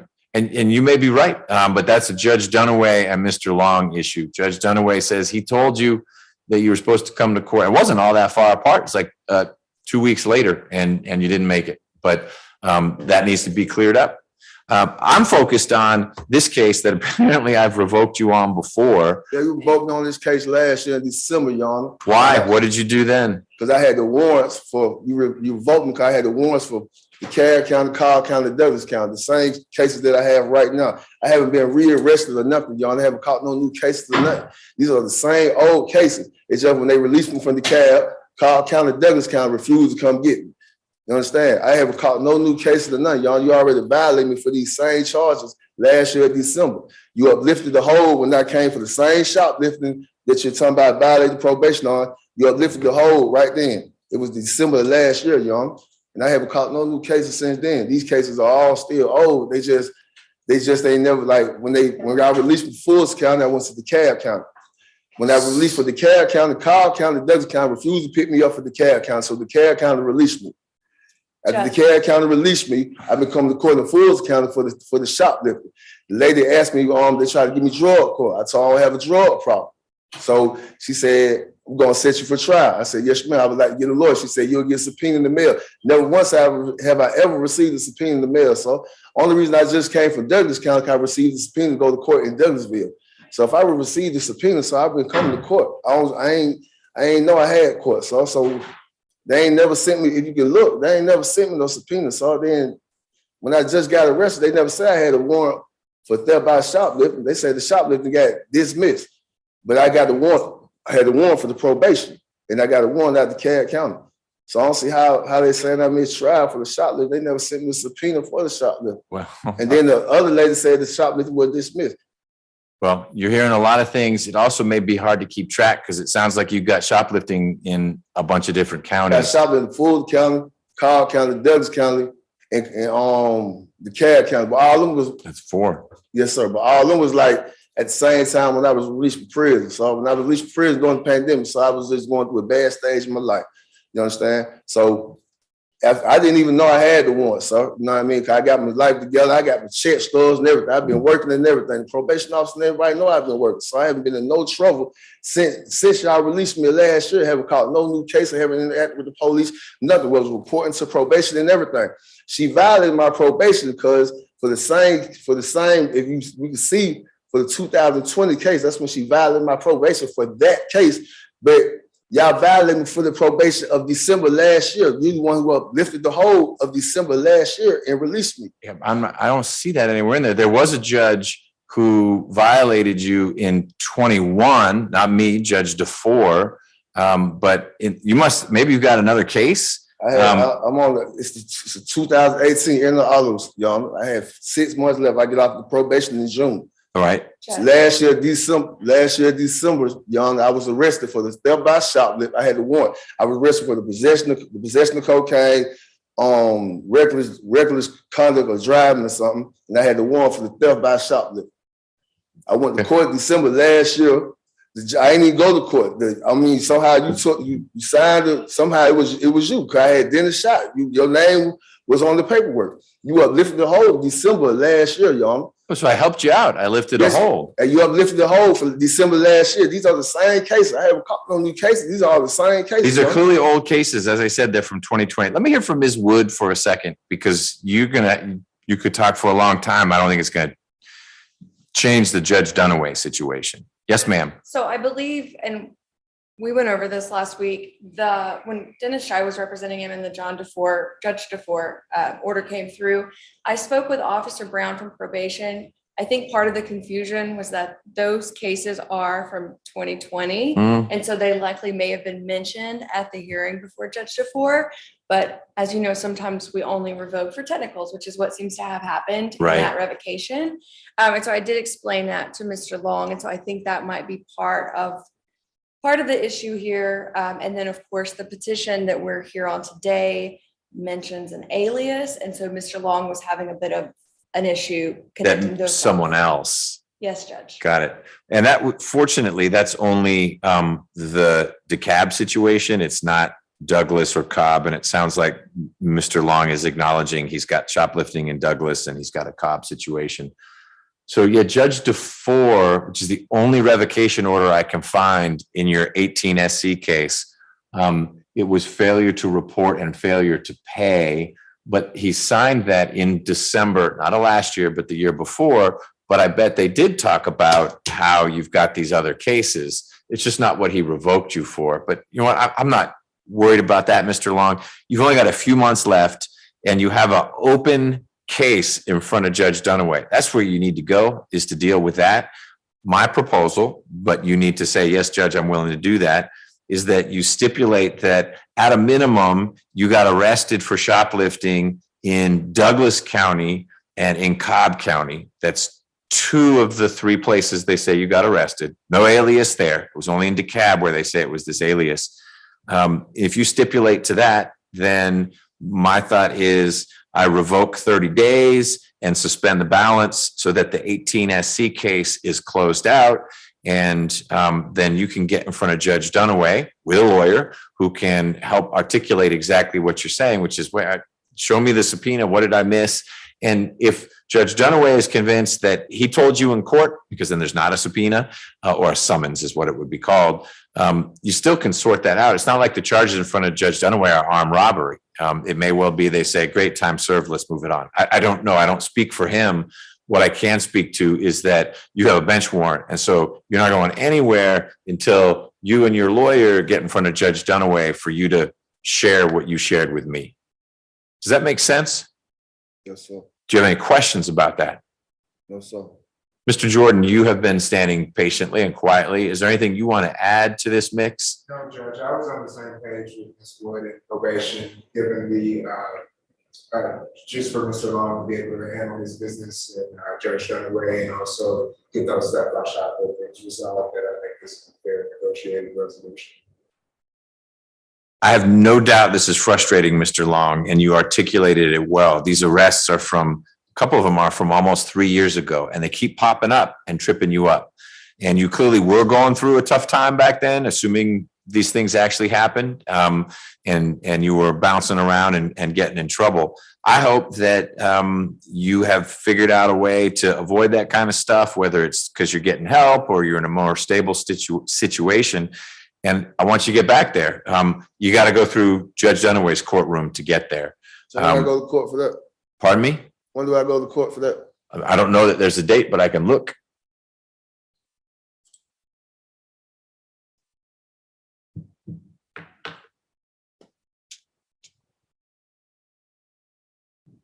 Don't know, but we'll certainly let his staff know today that you're here, and that they ought to lift that hold and get you into court. In fact, the bench warrant been on me for, sir? You said June of last year. I've been coming to court, though. How they put a bench woman, I've been coming to court. And I've been going to probation. I don't think that makes sense, though. I've been coming to court for the case, sir. For the Fulton shoplifting? It was thereby shoplifting. They had all the cases together. Thereby shoplifting, possession of cocaine, I don't stolen see tag, all them cases was together. So I've been coming to court for them. All they put when I made one, I've been coming to court for all them cases at one time. Yep. I don't see anything about the cocaine case here. It's just there's this one case, Dunaway. The case he's talking about, they couldn't find the drug. They put all that together. Okay, but that they're dismissing. So that's going away. The shoplifting case, this one about the vodka that I talked about, you were in court on May 25th of last year. That was the final plea. And then Judge Dunaway or his staff said, you need to be back on June 27th. You weren't. And that's when he signed the bench warrant. So that's what needs to get cleared up. And I suspect you and your lawyer will be able to do that. But I need to know what you want to do, Mr. Long. I don't fix the Dunaway thing. We've got this warrant that I signed from September alleging this stuff from way back in 2020. You don't have to admit to it if you want to stipulate, look, I got arrested in Douglas, I got arrested in Cobb. I tried to stipulate that, but they're trying to make me sign a paper other than the name that I never even used. Like they putting the alias name on me. I never even used that name. And I'm stepping back from that one. All I'm asking is, are you stipulating to the arrest in Douglas for shoplifting? It would have been in July-ish 2020. And then Cobb, theft by taking in November of 2020. If that's you and that's the right guy, as a result of those arrests, I'll revoke 30 days of your probation. You'll get credit for the time served. I'll suspend the balance, which effectively closes out the 18 SC case. You and I don't have to do any more business. And then my litigation manager just sent me a text saying she's notified Judge Dunaway's litigation manager, that you're here and that they need to get you on the next available calendar. Okay? Yes, sir. All right. Ms. Wood, anything else? No, Your Honor. So I'm off probation. For this case, yeah, I don't know if you're on probation in Cobb or Douglas or Bartow County or Chatham County, but you are not on probation. Well, let's make sure, Ms. Tucson, do you have any open Fulton cases for Mr. Long other than this 18 SC? I'm checking right now, just double checking. Great. To my knowledge. No, this is the last one. The last one. Okay. Well, we're No, closing. there is nothing out. And what is the credit for time served day? Since when? December 27th, 2022. 27, 22. All right, thank you. Sure. So revoking 30 days, you've done more than 30 days, and I'm suspending the balance. And so as far as I know, don't quote me on it, the only thing holding you in Fulton is that bench warrant from Judge Dunaway. His staff now knows, and they're getting you on a calendar. Okay? All right, thank you, sir. You're welcome. Good luck with everything. Do you have, when you get out, you have a place to go? Yeah, yes, sir. Good. Go there. All right, thank All you. right. Take care, Mr. Long. Okay, I think I have to go answer this jury's question, but it's not a happy question. The only thing we have left is Mr. Morga, I think.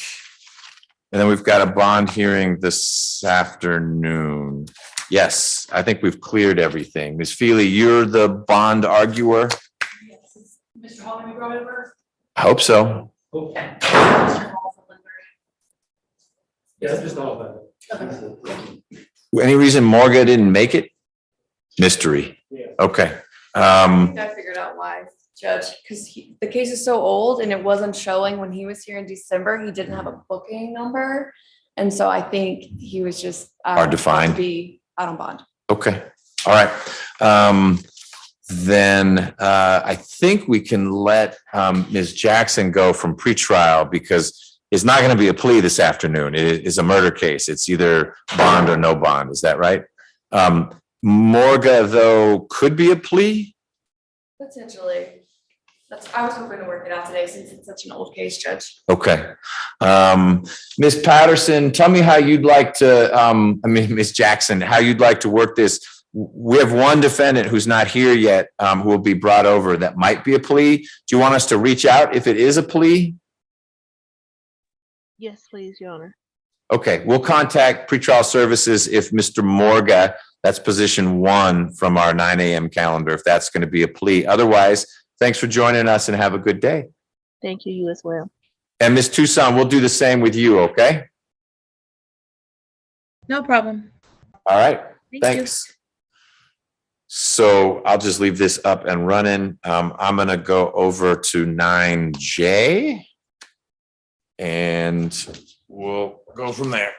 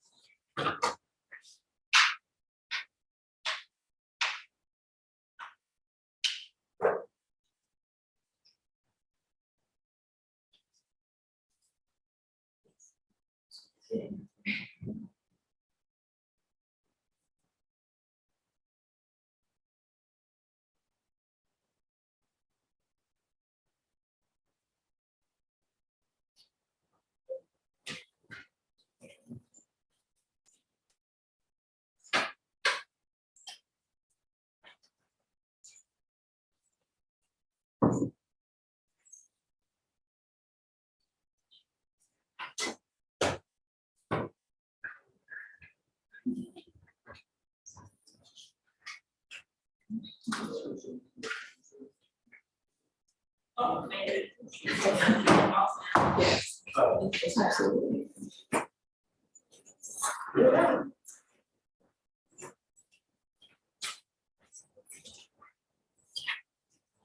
Okay.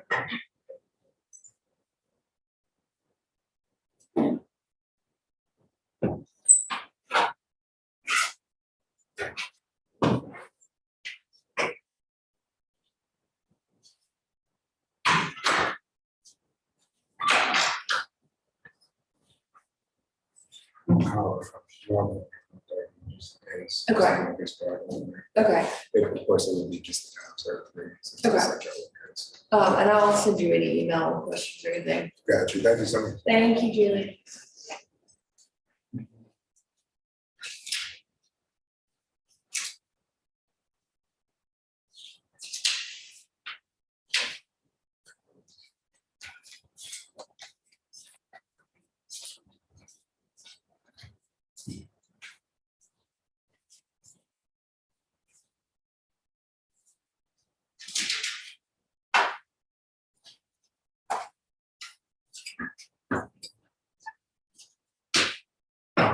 You know, I sent 2 requests to have that booking number fixed on that line.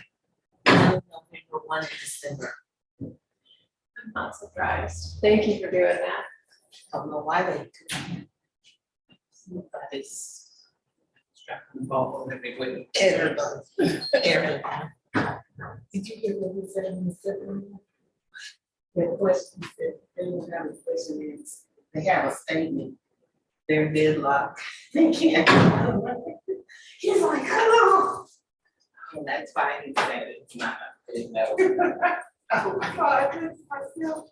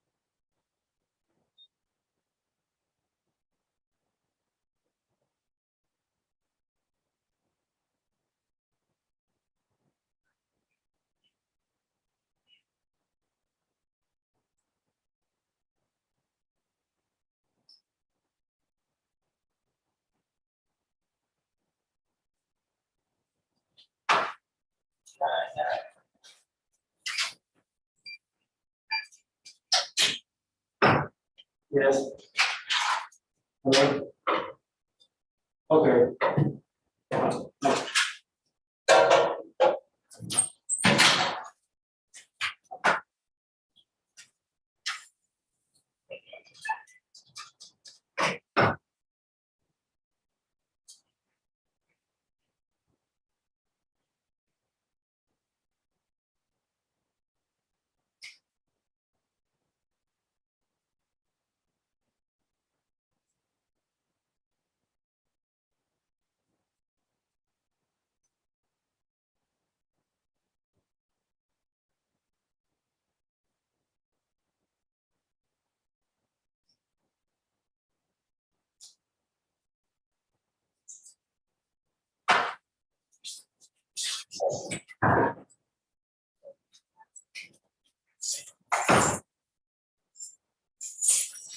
You know, down, and then the other guy, they just brought him out. So all stays. Yes. He's talking about. Yeah, he's gonna get it out. Oh, thank you so much.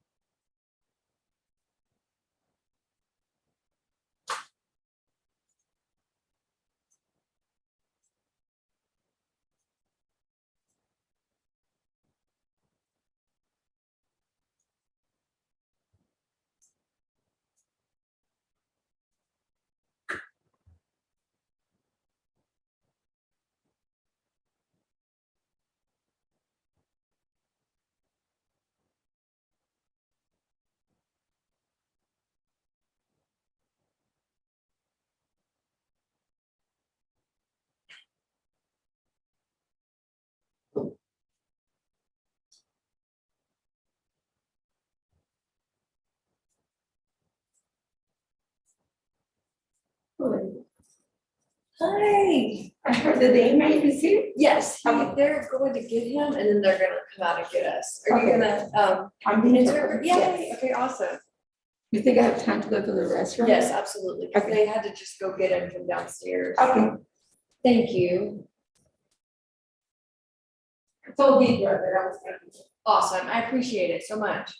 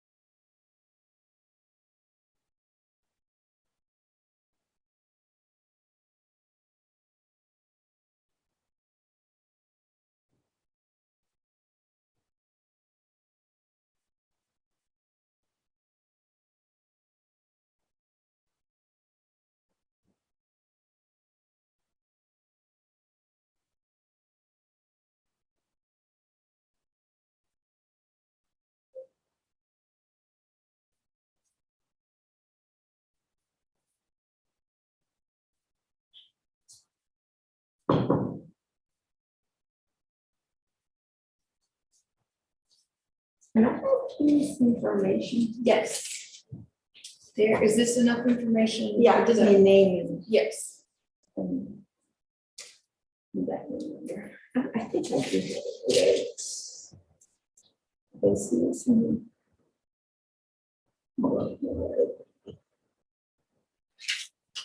Yeah, it's a really old case.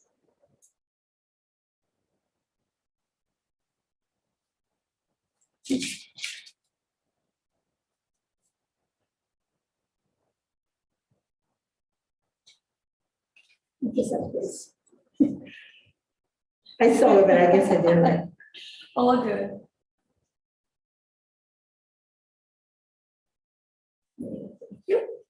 Thank you so much.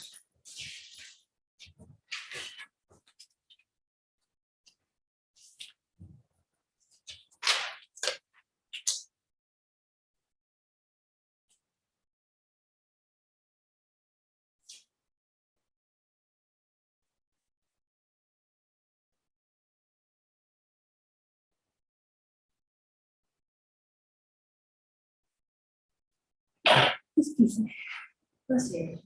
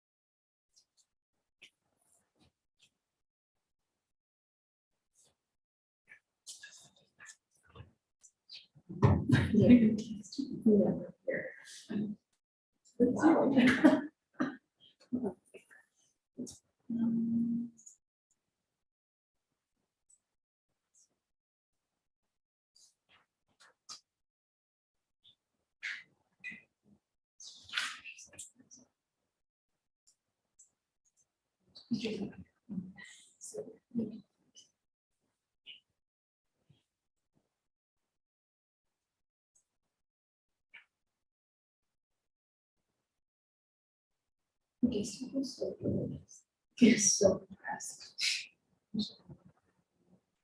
Maybe say everything there. So, perimeter palette and then we'll just put on it.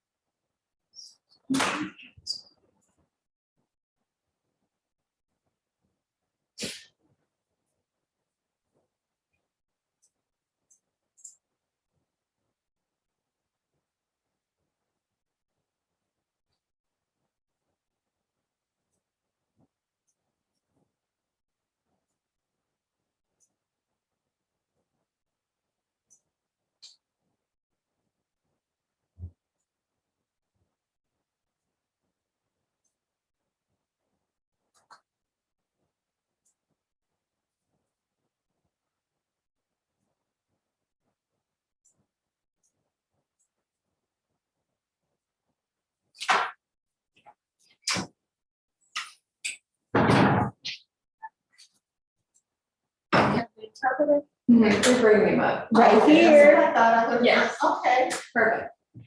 How are you doing, Patricia? Doing good, Deidre. I didn't see you behind that monitor. I know. Okay. Thank you, Ms. Nelson. You're welcome.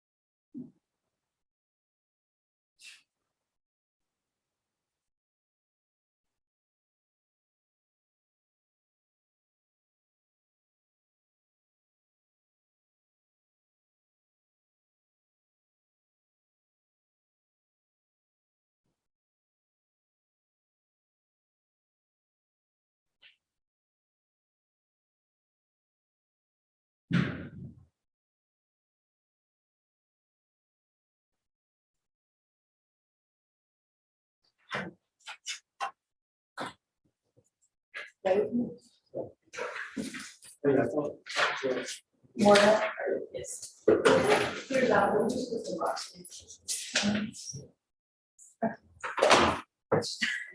How you doing? No, no problem.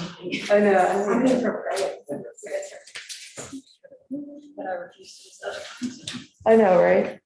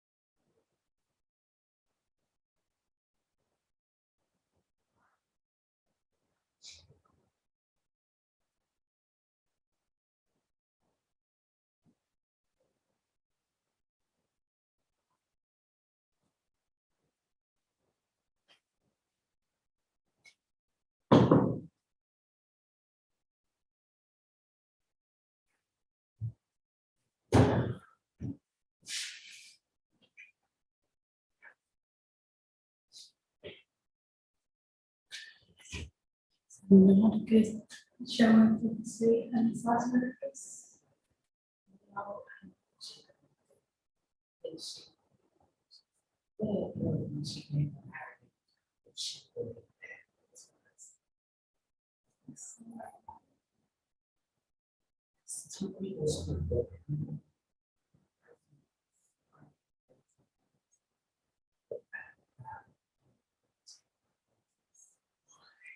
Oh, that's intense.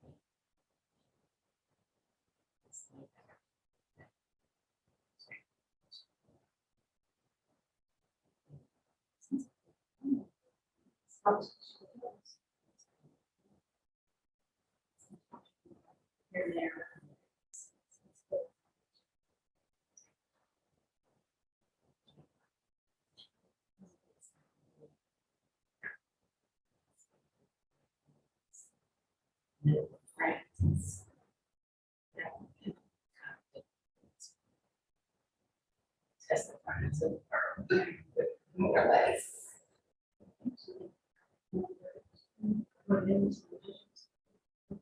She's kind of business. I mean, in some days.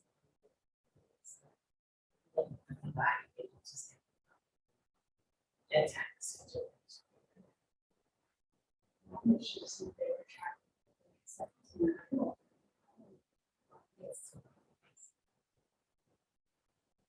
I was not.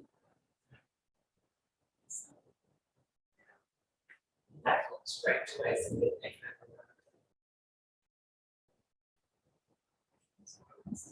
they took a lot of back then, always covered. So they really, so one true without, it's not becoming.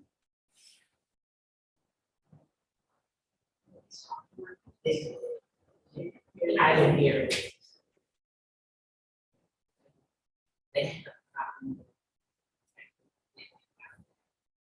They didn't test. Just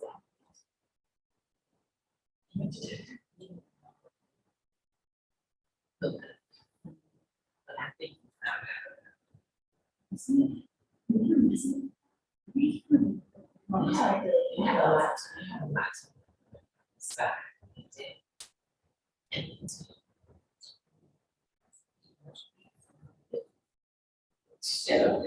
yeah. So they won't do three constellations.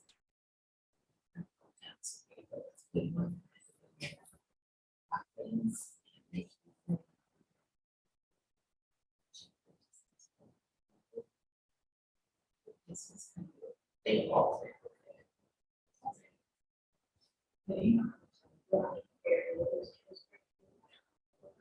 This is one that I just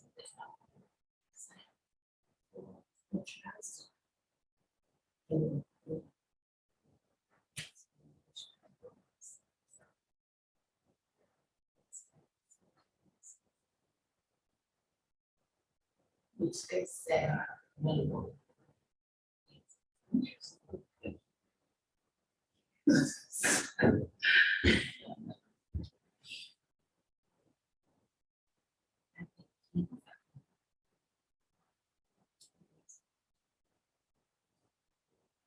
Yeah.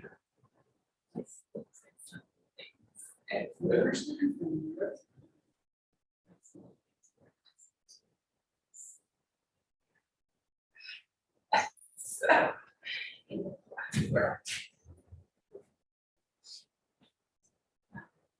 didn't start with it. They got the case in 10 years. So,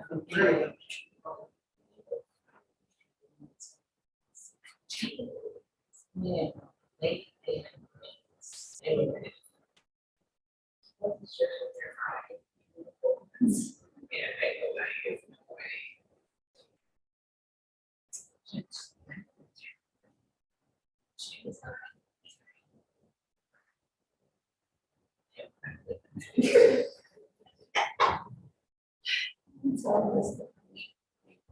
Yeah, so they know it's.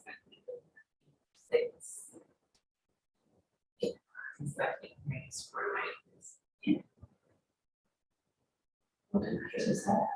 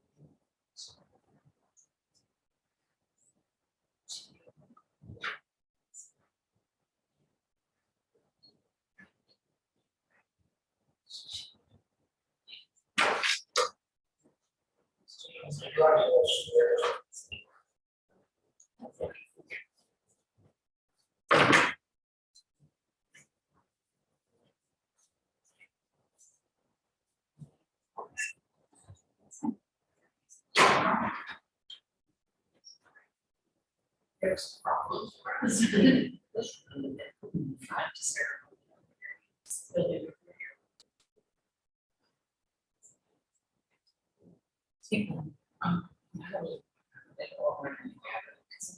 Yeah. Oh, that was. I was thinking here, our city fans by. Our city fans by the guy that's saying that it's such a mess. Oh my gosh, I was not looking forward to it.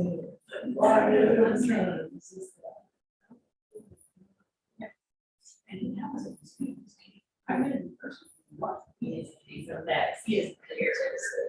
I know you want to be. He's not in trouble. I'm cross trouble. He looks pretty. So. Okay. I just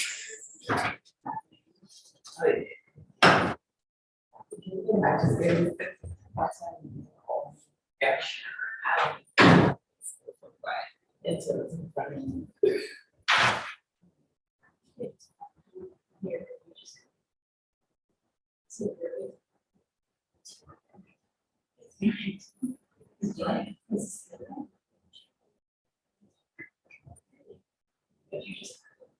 you start smart.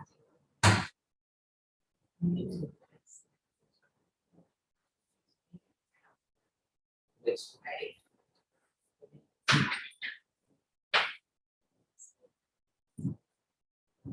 Excuse me, the prosecutor. Is it Julian on that case? Yes. Maria. I'll email them.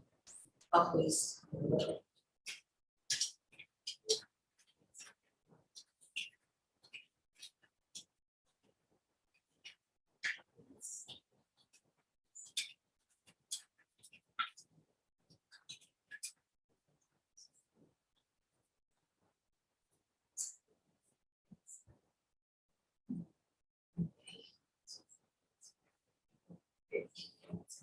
Oh. They did some homework on that last trial. That those two bullets in fact, I looked at it, I just, yeah, they were back there breaking it down. Oh, well, they did their work. I mean, they worked. It was correct. They had, I mean, it's covered. More than anything it is. I have never seen boards covered like that. Like they broke down there. It's I think I have to go look at it. I think you did a good. Yeah. Chris did a really good job. You did. I think that this is the first. I've known Chris for a long time, but I knew him as a prosecutor. This is the first time I've seen my trial as a defense attorney. And this is his calling. He to me, he's far better than a defense attorney. Because he didn't have people that yeah, well, you know, he got involved too. He was really, but as a defense attorney, he was like, well, what about this? What about this? What about this? Yeah. It was a good, I mean, I kind of felt like they didn't prove it. They didn't just get that. Those other two, yeah, that would have. See, 10 people, that's a guilty. Not guilty. That's not guilty. So it kind of. 12 hours, that's yeah. Come on. Well, the thing is, I'm not going to. They need to give me a package too. Because our heartbeats, from what I understand, me. So it needs to be more likely to believe.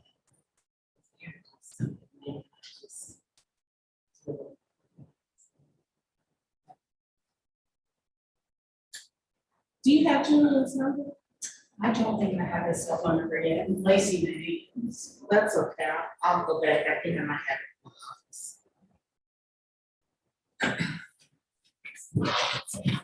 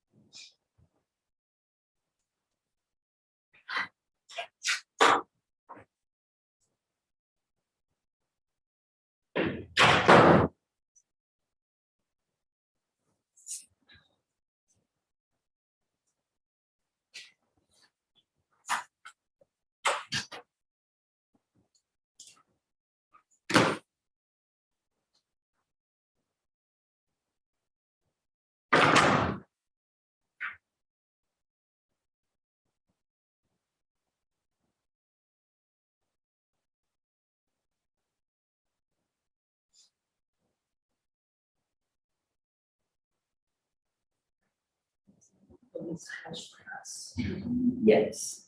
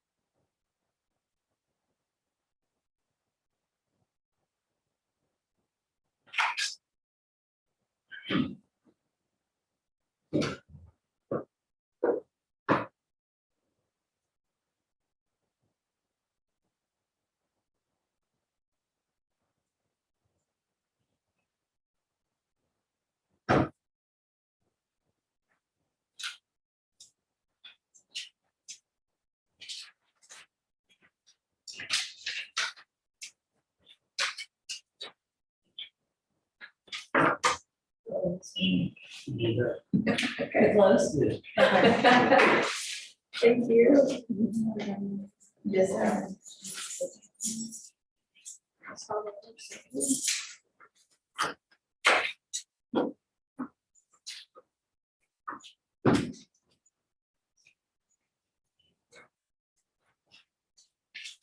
Okay, so you were. You want to hear more about the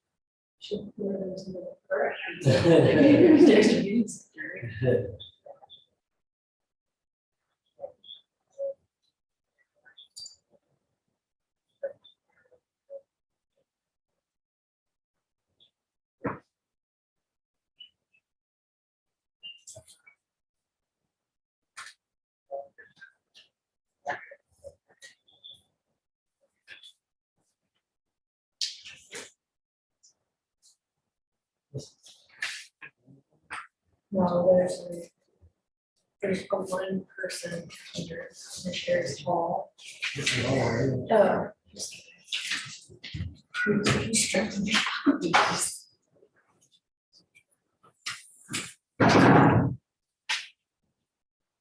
What's going on? Wow, No, it's not a- No, it's because I didn't have a calendar. All of them? Oh,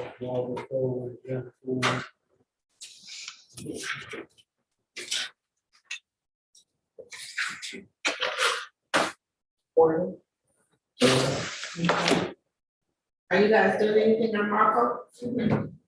Please. Did you get in touch with George? I didn't see an office number listed in this. I called his office and I called his cell and I sent an email.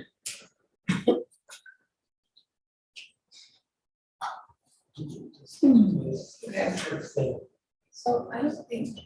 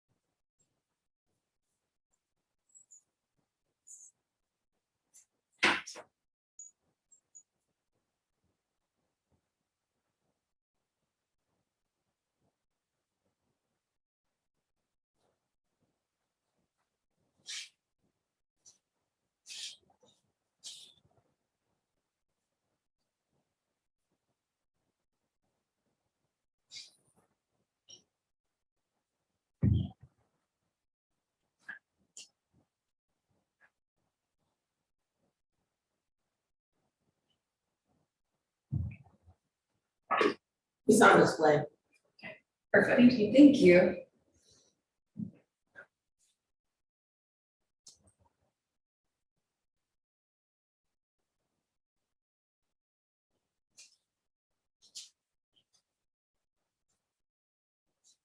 Who's Conley belong to?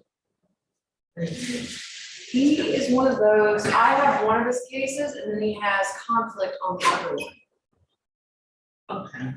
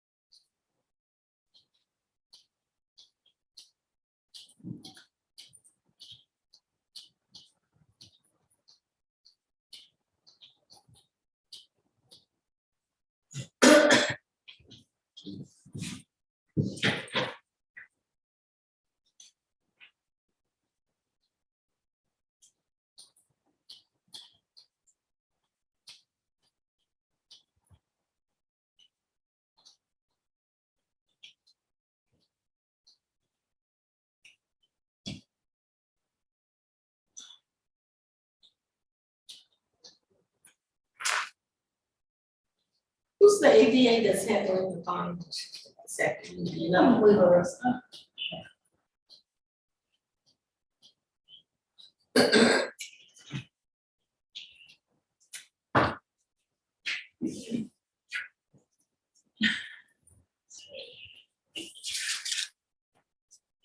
Board, do we have Mr. Hall? Yes. Okay.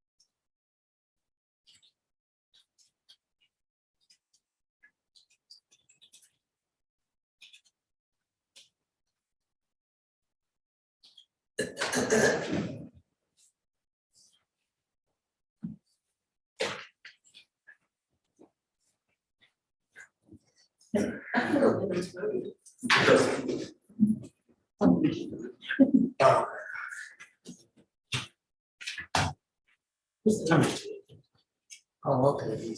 Oh, okay.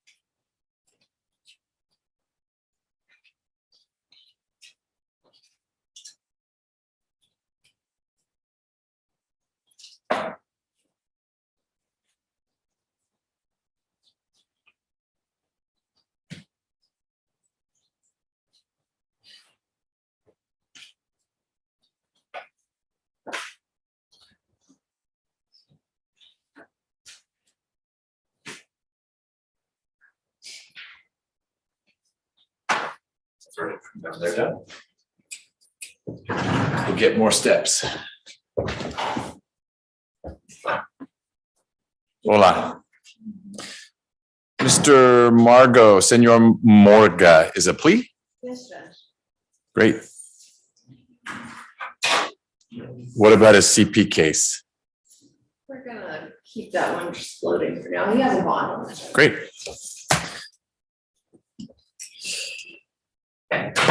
Is this your second time you've had to come by here today? I think Carlos came here twice. We had a lot of false starts because we thought, This is my first one. Okay. Yeah, one was an attempt and I came back to my. okay, we, Mr. Morga, here, not here.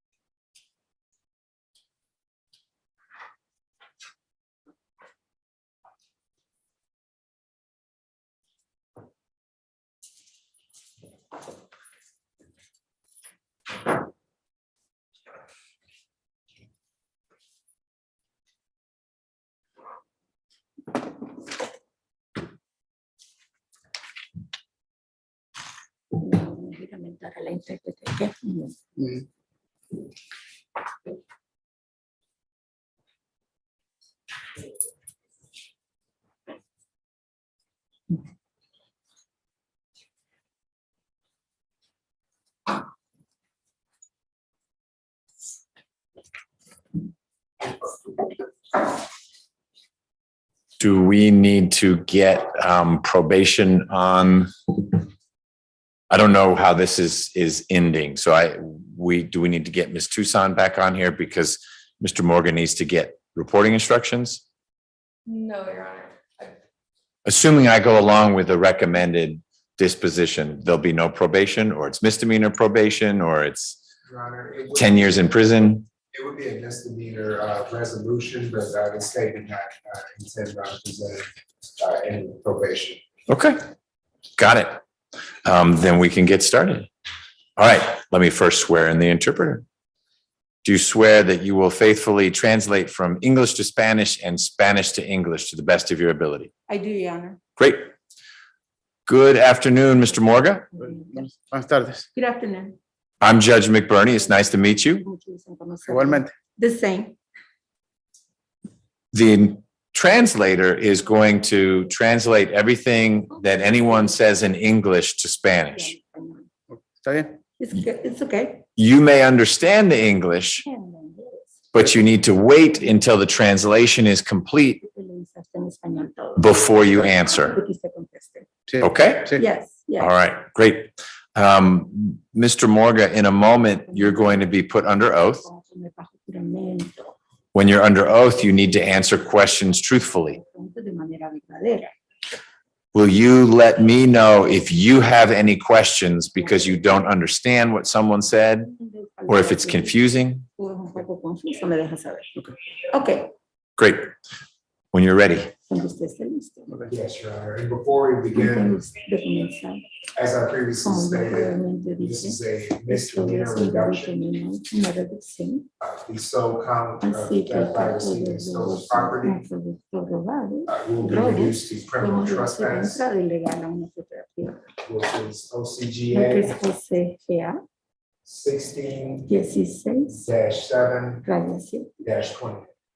16-7-20. Muy bien. And I'm ready to proceed. Estoy listo para proceder. I'm ready too. Yo también estoy listo. Can you please Por state your favor, true? de su I'm sorry. nombre verdadero. Can you please raise your right hand? Levante su mano derecha, lo vamos a aumentar primero. Do you swear or Me affirm afirmo that the que el testimony you're testimonio que se va a about dar to aquí, report in this matter en este caso, is the truth, es la verdad, the whole nada truth, más que la verdad, and nothing but y the toda truth? la verdad? Sí. Yes, I do. Thank you. You may place Puedo your hand bajarlo. down. Can you please state your true, Para que correct, conste en and el legal acta de name? su nombre correcto y verdadero. Marco Antonio Morga Peña. Marco Antonio Morga Pena. Thank you. Gracias. Are you at this En time este taking momento está or tomando under the o está bajo la influence influencia of de alcohol, alcohol, drugs, or drogas medicine? o No, no. no, no. Is there a Hay algún medication that you normally medicamento que take? usted normalmente toma que no se lo ha tomado en la mañana. Sí, lo tomé en la mañana para la diabetes y colesterol. I did take it this morning for diabetes and cholesterol. Does that medicine make you sleepy or drowsy? Somnoliento No. o No. perdón. Y mareado. No. No, no. Does it make it hard for you to understand things? Entiende las cosas. No. No. How old are ¿Cuántos you años and tiene? how far have ¿Y you hasta gone qué to grado school? llegó a la escuela? 42 años, llegué hasta la primaria. 42 years old and I went up to elementary. Are you able to ¿Usted puede read, leer, write, and escribir understand y English entender language? inglés? Un poco. A bit. Do you understand Usted that this entiende interpreter que esta has been intérprete provided to assist you que le han in dado para que le understanding ayude today's y le está proceedings? entendiendo lo que ella está diciendo? Sí. Yes. You understand that Usted you were entiende que charged usted, el cargo que usted tiene en with the contra offense suya of theft by receiving es el stolen robo por property? haber recibido algo robado. Sí. Yes. You understand that Usted you have the entiende right que tiene el derecho to de plead decir que guilty usted es or not inocente o guilty to culpable this a charge. este cargo. And if you plead Y not si usted guilty dice que es or remain inocente o se silent, mantiene en you will receive silencio, your trial. vamos a proceder a un juicio con jurado. ¿Usted entiende eso? A ver, otra vez. Can you please repeat? Do you Usted understand that you have the entiende right que usted tiene el to plead derecho de guilty decir que es culpable o or inocente not guilty to this charge? a este cargo. If you plead Y not que si usted guilty, dice que es or remain inocente o se silent, mantiene en silencio, you would receive a jury usted trial. tendría un juicio con jurado. Ok. Ok. Have you had enough Ha time to tenido speak el with your suficiente lawyer, tiempo para hablar con su Ms. abogado, Lacy la Wood, señorita Lacey Wood, about all of the facts acerca and de todos los hechos y circumstances circunstancias known to you que usted regarding the conoce charge acerca de este in this cargo indictment? y en esta acusación? Sí. Yes. Do you need any ¿Usted more time necesita to más discuss the tiempo para case? hablar con ella acerca de esto? No. No. Are you satisfied ¿Está with your satisfecho con el services? servicio que ella le ha dado? Sí. Yes. Ms. Wood, Señorita, do you waive from a ¿usted reading of the renuncia a indictment? que se lea la acusación formal? So waived. Sí. You also ¿Usted waive también any and all renuncia a defects in the cualquier indictment. defecto que exista en esa acusación formal? So A waived. la abogada, sí. Sí. El abogado. Morgan, do you Señor, recall having been ¿usted se arrested on acuerda these haber sido charges? arrestado por este cargo? Sí. Yes. Your Honor, the Sí, state is señoría. unaware of any No sabe outstanding de warrants ninguna that are related to orden these de arresto charges. que tiene que ver Do con este you know caso. of any outstanding ¿Usted, warrants usted related to sabe these si hay charges? alguna orden de arresto pendiente por este We do cargo? not. No. And Mr. Morgan, Señor has your Morgan, attorney su advised abogado you le ha the dicho a minimum usted and las maximum sentencias mínimas sentence y máximas for por the esta charge which you're sentencia pleading to today? para lo que usted está aceptando culpabilidad? Para un delito mayor es de 1 a 12 meses de sentencia, ¿ok? Sí. Yes. Just for the record, Your Para que Honor, conste en since la this is a señorita, misdemeanor, esto es un delito menor, va a ser un uh, día. Can you please repeat? One day? the minimum is 1 day and the maximum. Sí, la sentencia mínima es un día hasta 12 meses para cargos similares al suyo. Ok. And Mr. Morgan, do you Señor, understand usted that this is a entiende que esta es negotiated una plea of sentencia guilty? negociada de Which aceptación de means that the culpabilidad state will que recommend la to the fiscalía va a court the recomendar a la following juez lo sentence. siguiente. Your Honor, the state's Un día la recommendation fiscalía está recomendando would be that Mr. que el Morgan señor Morgan serve 30 que days. de 30 días en la And get cárcel credit for time y que served. ya le den tiempo servido. The balance of the 12 months being suspended. Y el resto va a ser suspendido. So it's not, Entonces, it could just be a 30-day sentence, but it's actually 12 12 months, serve 1 month, balance suspended, and credit for time served. correcto. Wait, that's not my understanding. No, of no, the no es lo que yo offer. entendí de la oferta. Why don't we take a time out so we don't have to translate that? Why don't you talk with Mr. Jordan? I think functionally they're similar, but having 11 months hang out there suspended may be different from what you thought.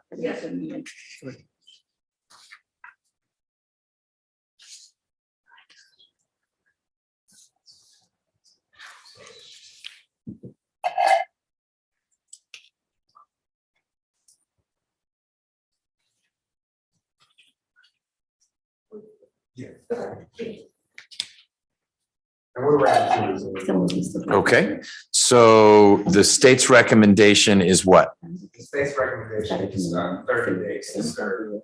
With credit for time served. Credit for time served, yes. Understood. Okay, I may end up calling that 1 month to serve, but either way, I view those as interchangeable. Thank you, Judge.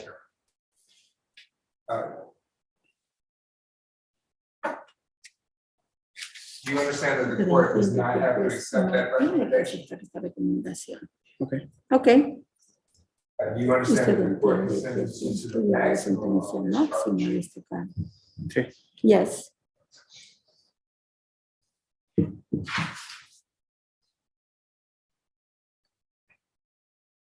You understand Usted that you entiende waive que usted any está and all renunciando a cualquier defenses, defensa, including any mental health incluyendo defenses, que by tiene entering a problemas plea of guilty. mentales al aceptar culpabilidad hoy. Sí. Sí. Yes. You understand that Usted if you went to entiende que si trial, usted you would have the presenta, right to a tendría trial derecho by a jury, ser retirado, the right to see, derecho de ver, hear, and escuchar confront y witnesses contar called to testify testigos que against testifiquen you, en contra suya, and the right y to también el testify, derecho a testificar or to remain silent, y mantenerse en and not silencio incriminate y yourself. no incriminarse a sí mismo. Sí. Yes. You understand that by pleading guilty, you were given the following rights, which I will now list off. Que representa el Estado.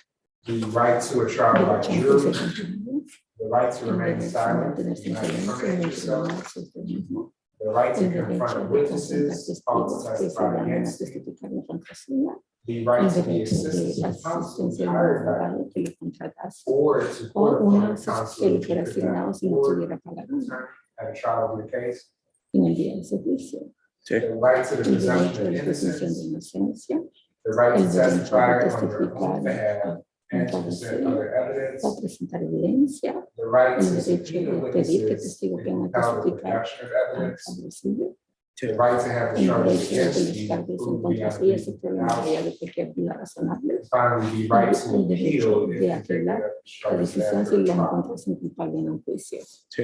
Yes. Has anyone ¿Alguien forced, le ha threatened, forzado, le ha or promised amenazado you o le ha anything prometido to algo para que usted acepte culpabilidad? No. No. Is it your Es su decision to waive decisión these rights renunciar a and estos to derechos y admit aceptar that you are in culpabilidad fact guilty? porque de hecho está culpable. Sí. Yes. Mr. Morgan, how do you plead ¿Cómo to usted the va a charge responder al of cargo criminal de trespass entrada ilegal in indictment en la number acusación 08 08 SC SC 44 699? 699? Culpable. Guilty. Is this guilty Esta plea aceptación de freely and culpabilidad se ha hecho de voluntarily manera given libre y voluntaria full knowledge con of the conocimiento charge completo against de you? los cargos en contra suya. Sí. Yes. Do you Usted understand that you entiende only have a que limited solo tiene un right tiempo limitado to appeal para this poder guilty plea apelar conviction? esta condena. Sí. Yes. You Usted understand that since entiende de this is que a misdemeanor esto es un charge, ya que este es un delito you menor, have only usted 12 solamente months from tiene 12 today meses, to comenzando file la a fecha de habeas hoy, de corpus presentar una petition petición que se llama habeas corpus, challenging the voluntariness peleando of this guilty plea. de que usted no ha contestado de manera voluntaria a este cargo. Okay. Ok. And Ms. Wood, have you Señorita Wood, advised to usted le Mr. aconsejaron Morgan al his señor deadlines for filing a las direct fechas appeal? donde él puede presentar las apelaciones. Yes. Sí. In your honor, Sí, señoría. for a factual basis, Por los for hechos this plea, de esta contestación, on December 4th of el 4 de diciembre del 2008, 2008, officers que were los responding oficiales to a llegaron a carjacking. un secuestro de vehículo. The victim La víctima did give a description dio una of two descripción de dos individuals individuos that carjacked him, que se quitaron este vehículo and also y además gave the license plate la to his placa vehicle. del vehículo. The officers Los were able oficiales to locate the pudieron vehicle encontrar el vehículo as they cuando approached. se acercaron. Mr. Morgan El señor did exit the Morgan vehicle. salió del vehículo He along with the junto con driver el and front conductor seat passenger y el were pasajero que detained. iba al frente fueron detenidos. So Mr. Morgan's in the back seat. En el asiento de atrás. Sí, su señoría. The vehicle was El run vehículo through GCIC se lo pusieron en el sistema and it was found to y be se stolen. encontró que era un vehículo robado. The driver El and the front conductor seat y el passenger conductor del were frente identified by fueron the victim identificados como por la víctima como las personas that carjacked que him robaron el at vehículo gunpoint. con The victim mano did not, armada, was not able to identify pero Mr. no pudo Morgan, identificar al señor Morgan simply because the car was stolen. porque el carro At era that robado time, Mr. y en Morgan ese was momento arrested el señor for the Morgan está offense of that by receiving stolen car. arrestado ahí. A Entonces, creative charge, I cargo guess de- party two, but criminal trespass seems to be a much better fit. robo de vehículo, pero yo siento, dice el juez, Given the que la facts of entrada this ilegal a case una and propiedad the privada es age of mejor. this case, Ya por la edad del caso y la naturaleza de este caso, creo que Okay. es una buena resolución. Esperamos que usted lo Ms. acepte. Wood, we don't have our usual friends on the call from probation or pretrial services. And I'm not interested in learning a whole lot about Mr. Morgan's criminal past, if he even has it. More wanting to be sure that there's nothing now, other than the CP case, that Mr. Morgan needs to be aware of. ¿Hay algo más que el señor Morgan tenga que Judge, que tenga que saber el señor Morgan? I spoke with Ms. Toussaint and she had no record for him and no pending cases elsewhere. other than Okay. the CP case. Great. Okay. Anything you want to add? ¿Algo más que usted quiera añadir? Very briefly, Judge. De manera breve, su señoría. He's 42 Él years tiene old. 42 años. He's been here in the Él ha metro estado en el área area metropolitana for de over Atlanta 20 por más years. de 20 años. He's a painter by Él trade. pintor, He does have family in the tiene area. familia en el área. I have explained to Yo him le that he expliqué a does él que have él to make a tiene bond que on pagar the la other fianza case para if el he is otro going to get caso, out. si es que quiere salir. But he is Pero eager él to put this behind Quiere him. dejar esto ya en el pasado. He did not have any No knowledge tiene of the previous carjacking. He de was hanging de out with some ese robo. gentlemen, Él just simplemente andaba con drinking estas and having a personas, good time, andaban Judge. bebiendo. We just ask that you accept Por lo the state's tanto, queremos que recommendation acepte la recomendación de la fiscalía And I would note he's been in Que se dice que custody estaba bajo custodia since November 3rd, desde el 3 de 2022. noviembre. On a bench warrant from this case? The Oh, CP the case. CP case. Got it. And what are the charges there? It's a drug case and there's co-defendants involved and there was, I believe, an allegation of a gun. Acusados y hay un somehow alegato de armas. Got en it. ese caso. Okay, thank you. Gracias. Mr. Morga, what family do you have in the Atlanta area? Primos. Cousins, Kids hijos. Sí. here in the Atlanta area? Aquí en Atlanta. How many? No, estos están en México. No, they are in Mexico. Okay. Porque van y vienen. They go and they come and go. Okay, I have two. okay. And their mother is in Mexico? Mi mamá ya murió, pero mi papá sí. No, la mamá de los hijos. Ah, sí, sí, sí. Sí, estamos juntos. She said, my mom died, but my dad is alive. And I said, the mother of the children, yes, she's dead. In Mexico? México, la señora, la mamá de los niños. Yes. Okay, all right. Do you have any questions, Mr. Morga, about anything we talked about? No. No. Okay, well, I find there's a factual basis for your plea.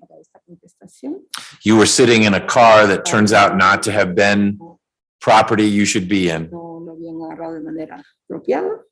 and that's trespassing. Eso es entrada ilegal en una propiedad privada. I also find that your plea is knowing and voluntary. Y voluntario.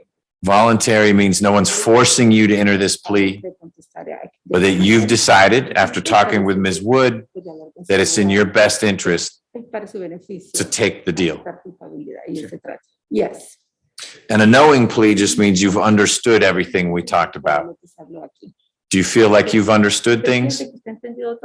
Yes. Mr. Morga, do you authorize my staff to sign the indictment indicating your guilty plea? ¿Está aceptando culpabilidad? ¿Da permiso? Yes. Ms. Wood Yes, Judge. and Mr. Jordan? Yes, Judge. We'll do that. Lo voy a hacer.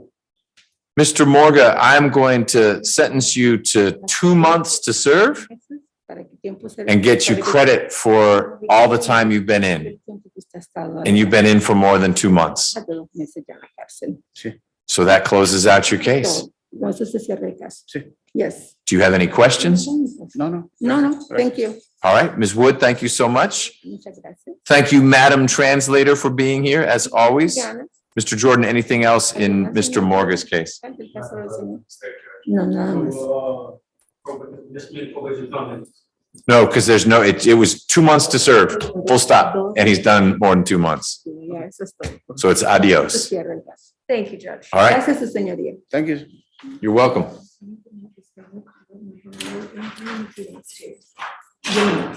Si su familia tiene preguntas, denle el teléfono de la abogada Woods para que le llamen y conteste las preguntas, ¿ok?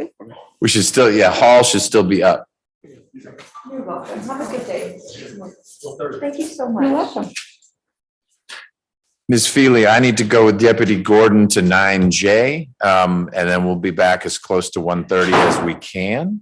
And we'll handle Mr. Hall's bond hearing. I don't know if Mr. Abate or Ms. Olivier, or if it's one of the special units, but you're here. So we'll get going once we get back. Well, that's right. You're a contractor. We still have to sign that for you. Of course. And I'll be a contractor forever. I know. Miss Italy.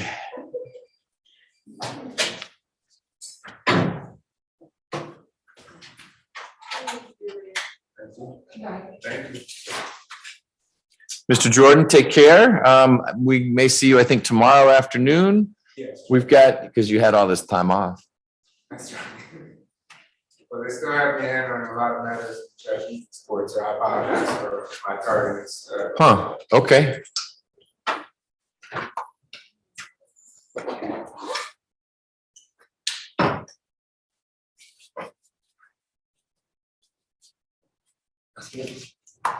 All right, well, let's go. What did I need? Oh, that guy's phone. Thought I brought it out here. Uh-oh. Let's hope his wife hasn't been calling. Grab that.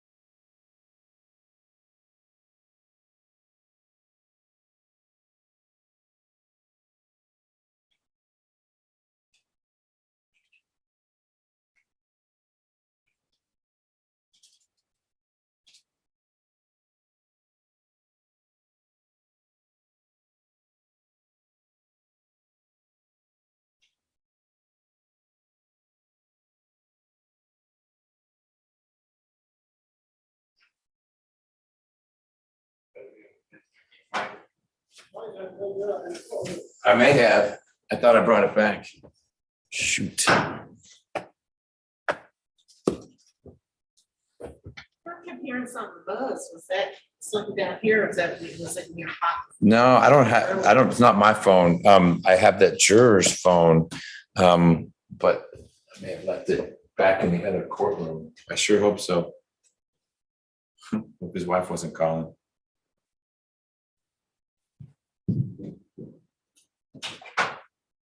Boy, I hope it's over there.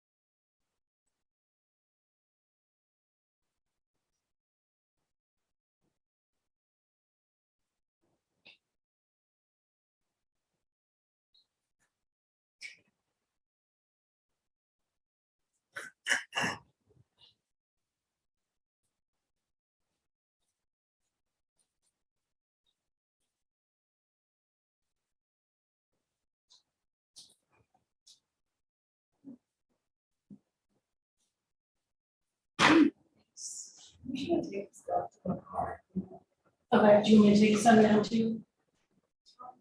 Let me finish this email and I will.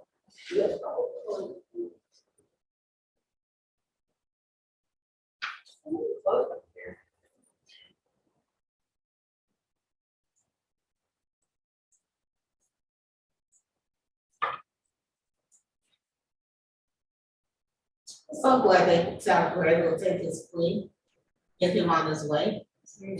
So.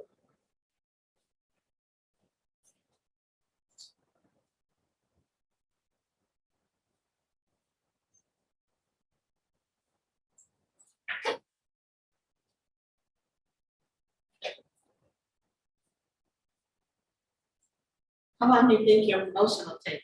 Okay. What do I should just do consent to? Oh, well. Oh, it's murder, that's. Yeah. To consent to the file of motion, I'm sure.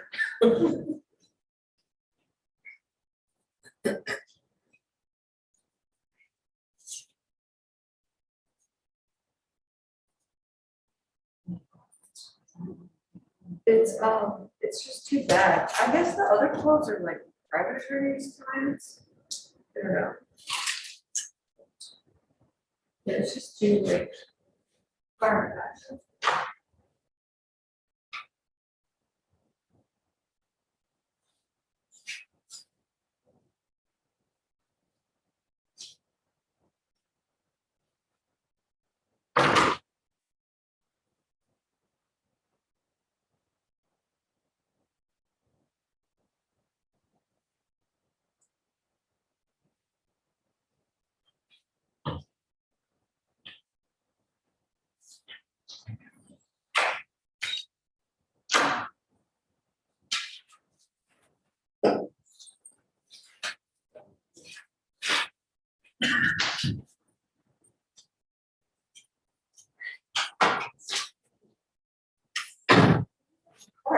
Okay, what all do we need?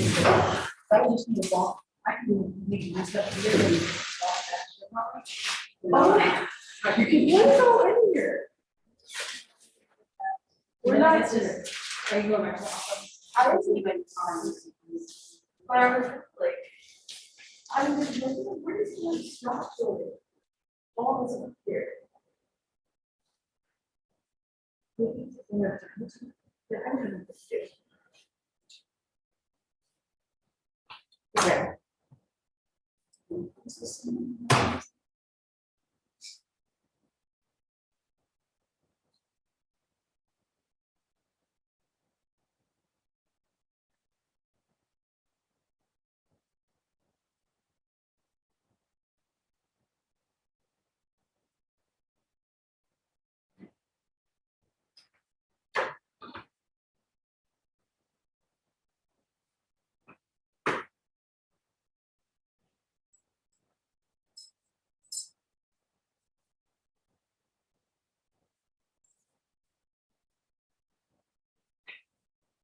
I'm moving this year.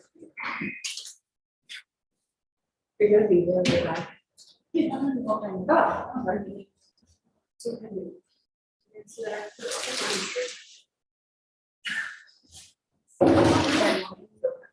I need anything else? 'Cause I'm not cooking. I don't know. I don't think I can do it. Good one, girl.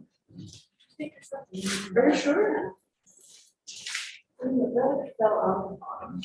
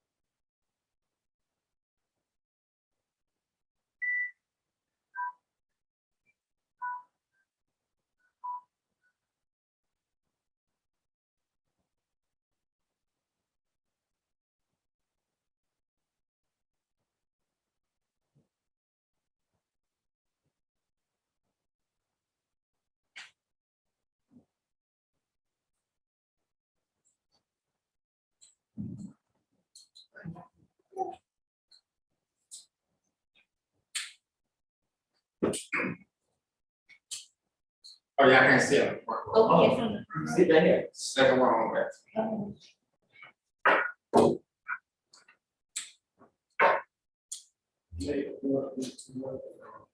What about that?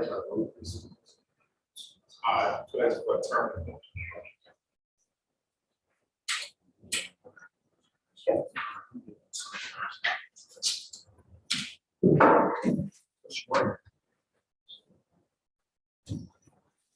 Come on.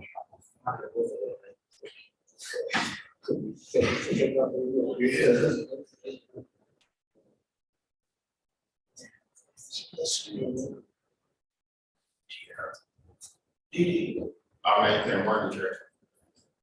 I want to buy the water.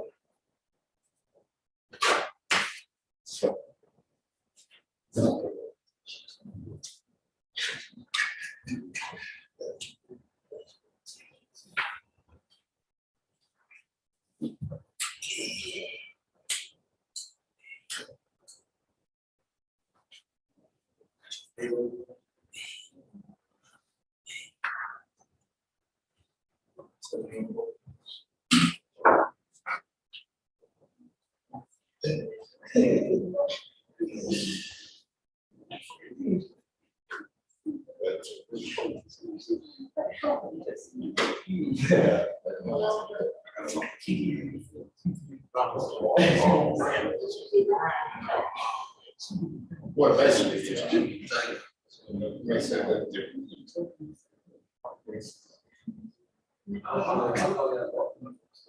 Yeah.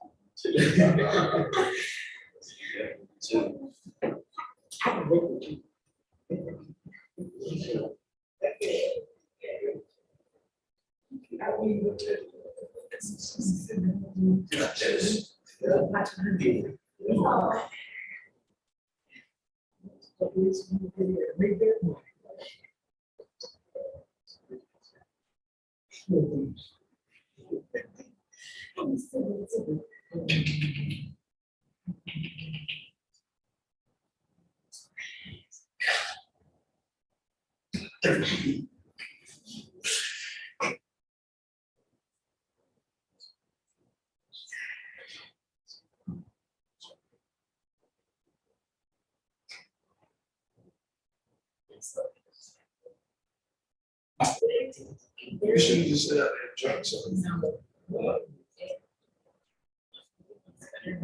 Just sit out there and drink.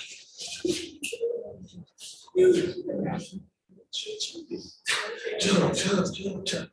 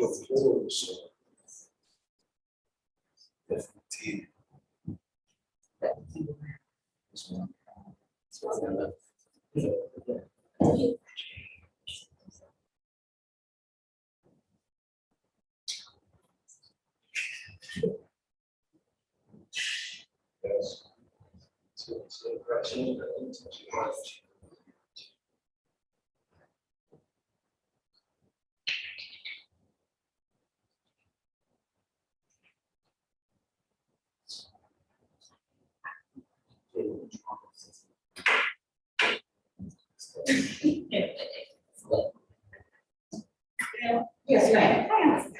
How are you?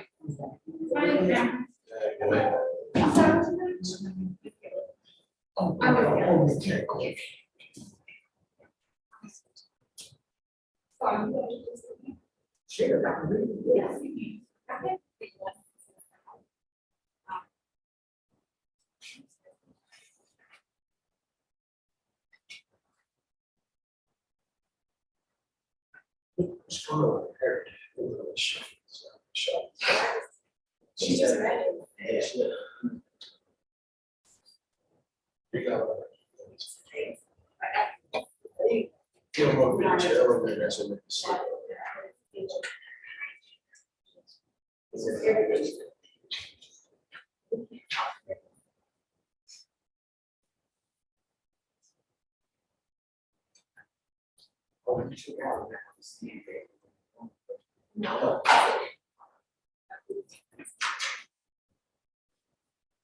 Oh, so I apologize, sir. Yeah. You see that Yeah.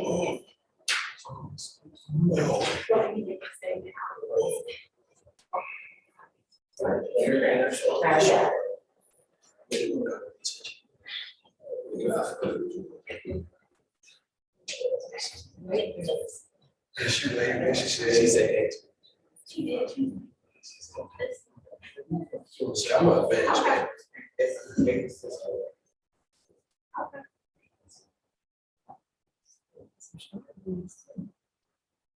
Shouldn't get big.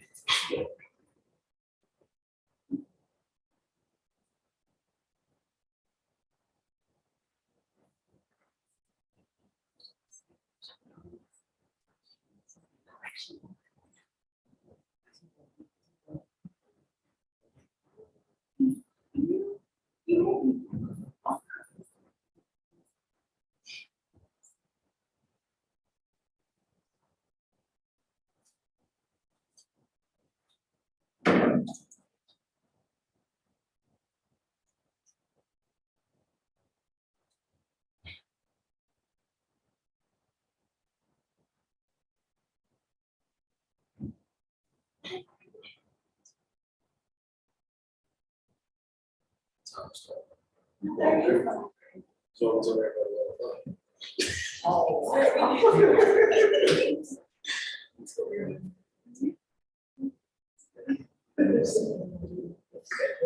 Everybody was trying to figure out this shit. It's art. It's up to it.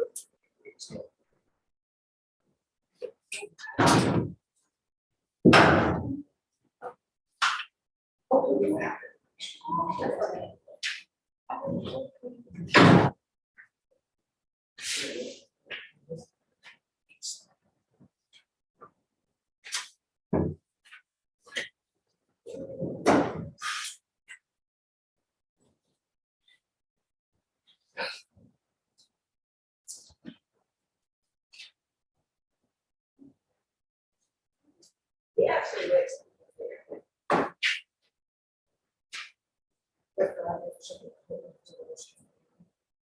Yeah.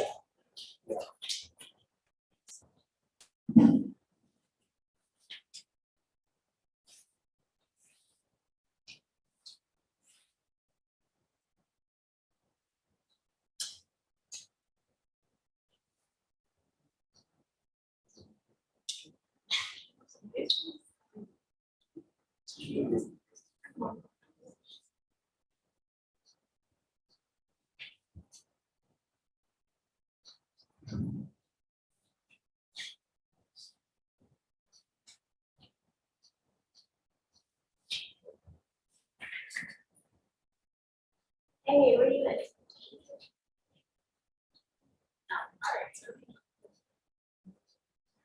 I'm gonna go to eat.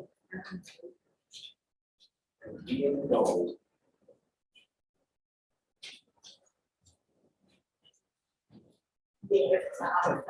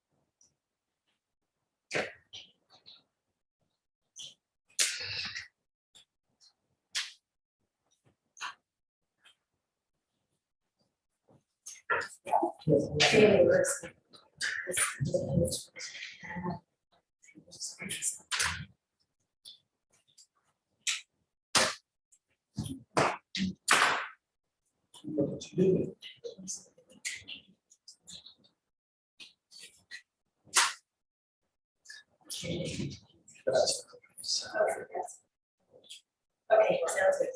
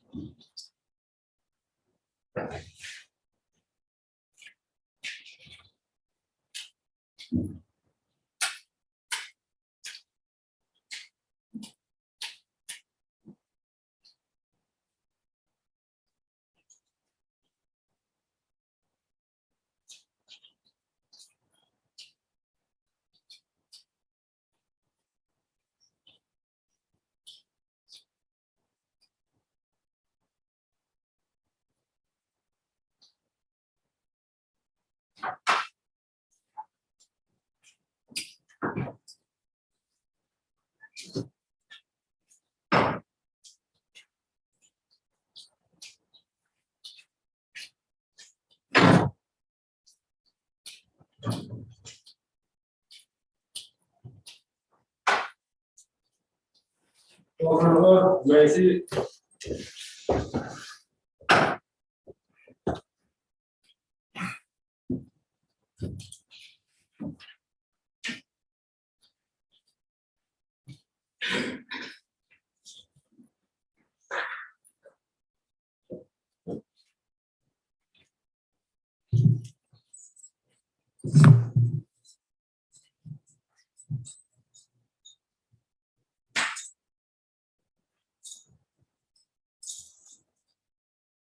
Ms. Olivier, how are you?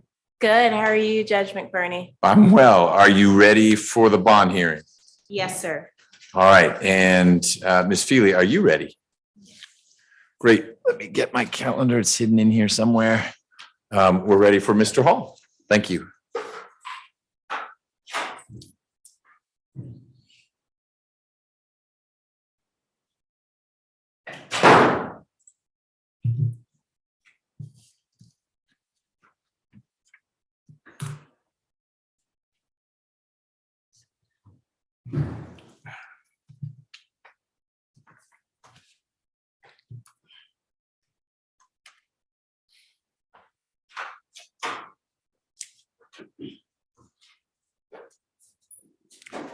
He can be, he can sit at the table.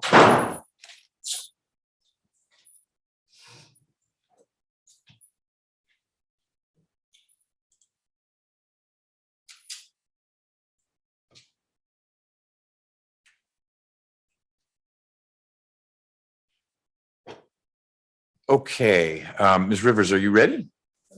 This is 22 SC 184215. It's State versus Jason Hall. Hello, Mr. Hall. I'm all right. Mr. Hall, we are here to work through a motion that Ms. Feely has filed to reconsider bond in your case. You are charged with murder and related offenses in the death of Corey, is it Blount or Blunt? Blunt. Blunt? Yes. Okay, Mr. Blunt, who was shot in April of last year, and you're accused of that murder.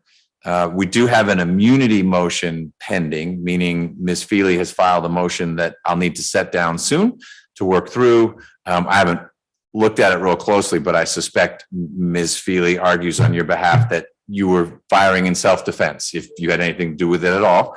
And we'll certainly need to have that hearing. That's an evidentiary hearing where people will testify, you might testify, but I'll take evidence on the question of whether you were acting in self-defense and work through that.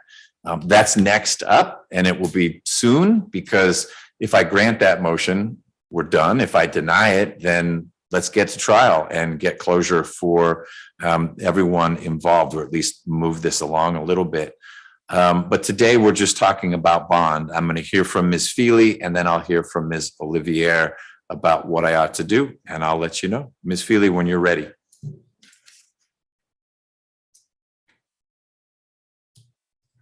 Thank you, Your Honor. As the court knows a little bit about, we do intend to argue that his action, Mr. Hall's actions were in self-defense, but I understand we're here now considering bond. Can you turn your microphone on, please? Thank you. So in terms of the bond factors, we would like the court to consider that Mr. Hall is 41 years old. He is originally from Cleveland. However, he moved to Atlanta at the age of 5. So he grew up in Atlanta. He attended Therrell High School. He attended HVAC classes and programming at Atlanta Tech. He has all of his ties are here. He has a 7-year-old daughter. He was employed at a printing company doing printing menus and laminating and for 4 years actually. And on the side, he was also cutting grass and doing landscaping. So he was gainfully employed. His family, his mom are all here. All here as in court, or are local as in they live in Atlanta? Yes, and are very much in support of him. He has been in jail for 215 days without bond at this point. And so we are asking the court to consider setting a bond given the circumstances here and Mr. Hall's particular situation. And so we're asking the court to consider a $50,000 bond. 1-5 or 5-0? 5-0. Okay. I just looked at the immunity motion to see what I could learn in terms of the defense theory of the case. And I noted that actually Mr. Hall has filed that and you haven't. So just so you know, Mr. Hall, it may well be Ms. Feely's going to do something about this, but anything you file while she's your lawyer, while Ms. Feely is your lawyer, is what we call a nullity. Your spokesperson, official spokesperson, is Ms. Feely. Unless and until you fire her and say, I'm going to represent myself, which is a bad idea, but you have a right to do it, and we're not going to work through that today.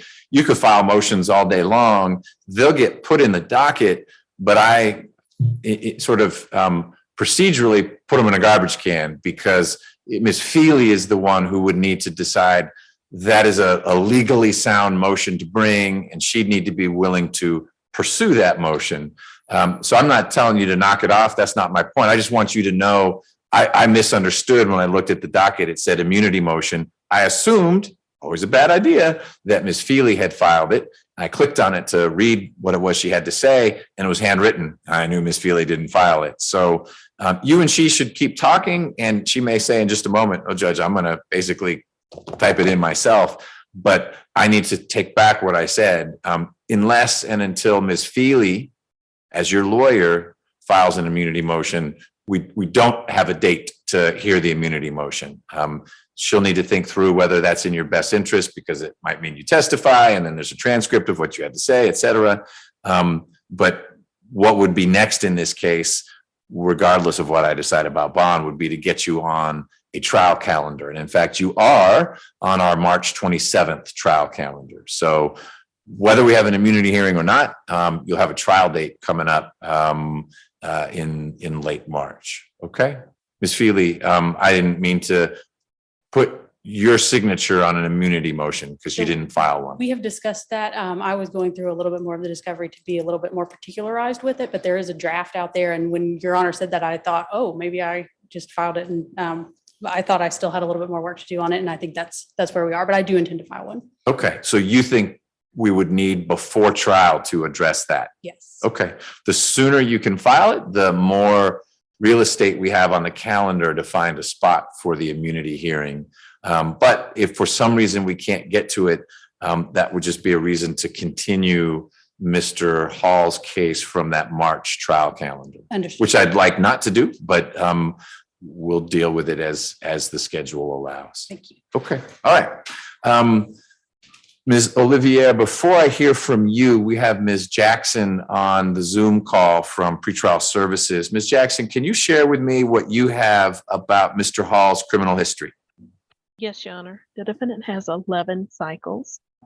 The defendant's last arrest was June the 22nd, 2022 in Ohio for a fugitive from justice. The defendant does have one misdemeanor conviction that was in 2013 for a DUI. Nothing in addition, Your Honor. Thank you. Well, Ms. Olivier, I think I know one of your arguments. Yes, Judge, based on the arrest in Ohio. Okay, well, share with me what you think ought to happen with bond. Maintain the no bond, higher than 50,000 or 50,000? Your Honor, we're opposed to bond, and if the court is okay with it, I would like to just give a brief summary of what we think the evidence will show at trial. On April 30th, 2022, officers responded to a shooting call at an apartment complex at 537 Sunset Cove here in Atlanta. There they found the victim, Corey Blunt, deceased. He was lying in a sort of a breezeway on the ground just outside some apartment doors. The victim's girlfriend's mother actually resided in a nearby apartment. So Mr. Blunt's girlfriend's mom. Okay, sort of like mother-in-law, but they're not married. Correct. Okay. So she resided in that complex, and the victim's body was found lying just outside her apartment door. When officers spoke with the victim's girlfriend, she said that she and the victim went over to take her child to see the grandmother, so to the grandmother's house. A child they share, or her child and Mr. Blunt is the boyfriend, but not the biological father? I am not sure if it was a shared child. I know it was her child. I'm getting nods from the.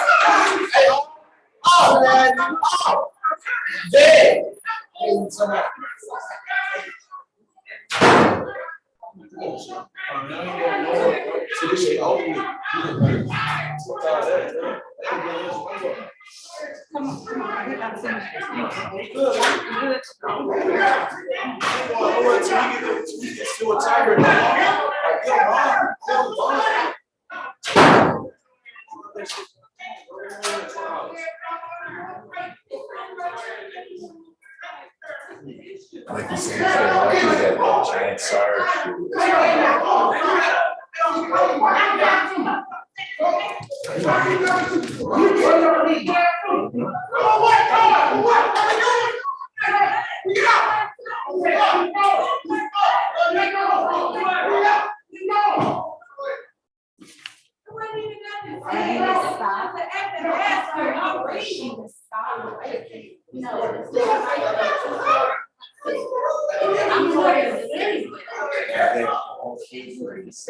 Or some of them said you're dead. So Paul. But I couldn't tell that guy was sitting.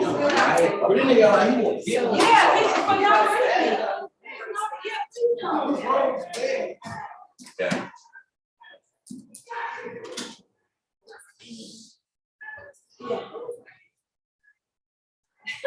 Yeah, I should press the button, but they have a button they can press. I don't know. I don't know. I mean, Gordon just walked out there. What do you know here?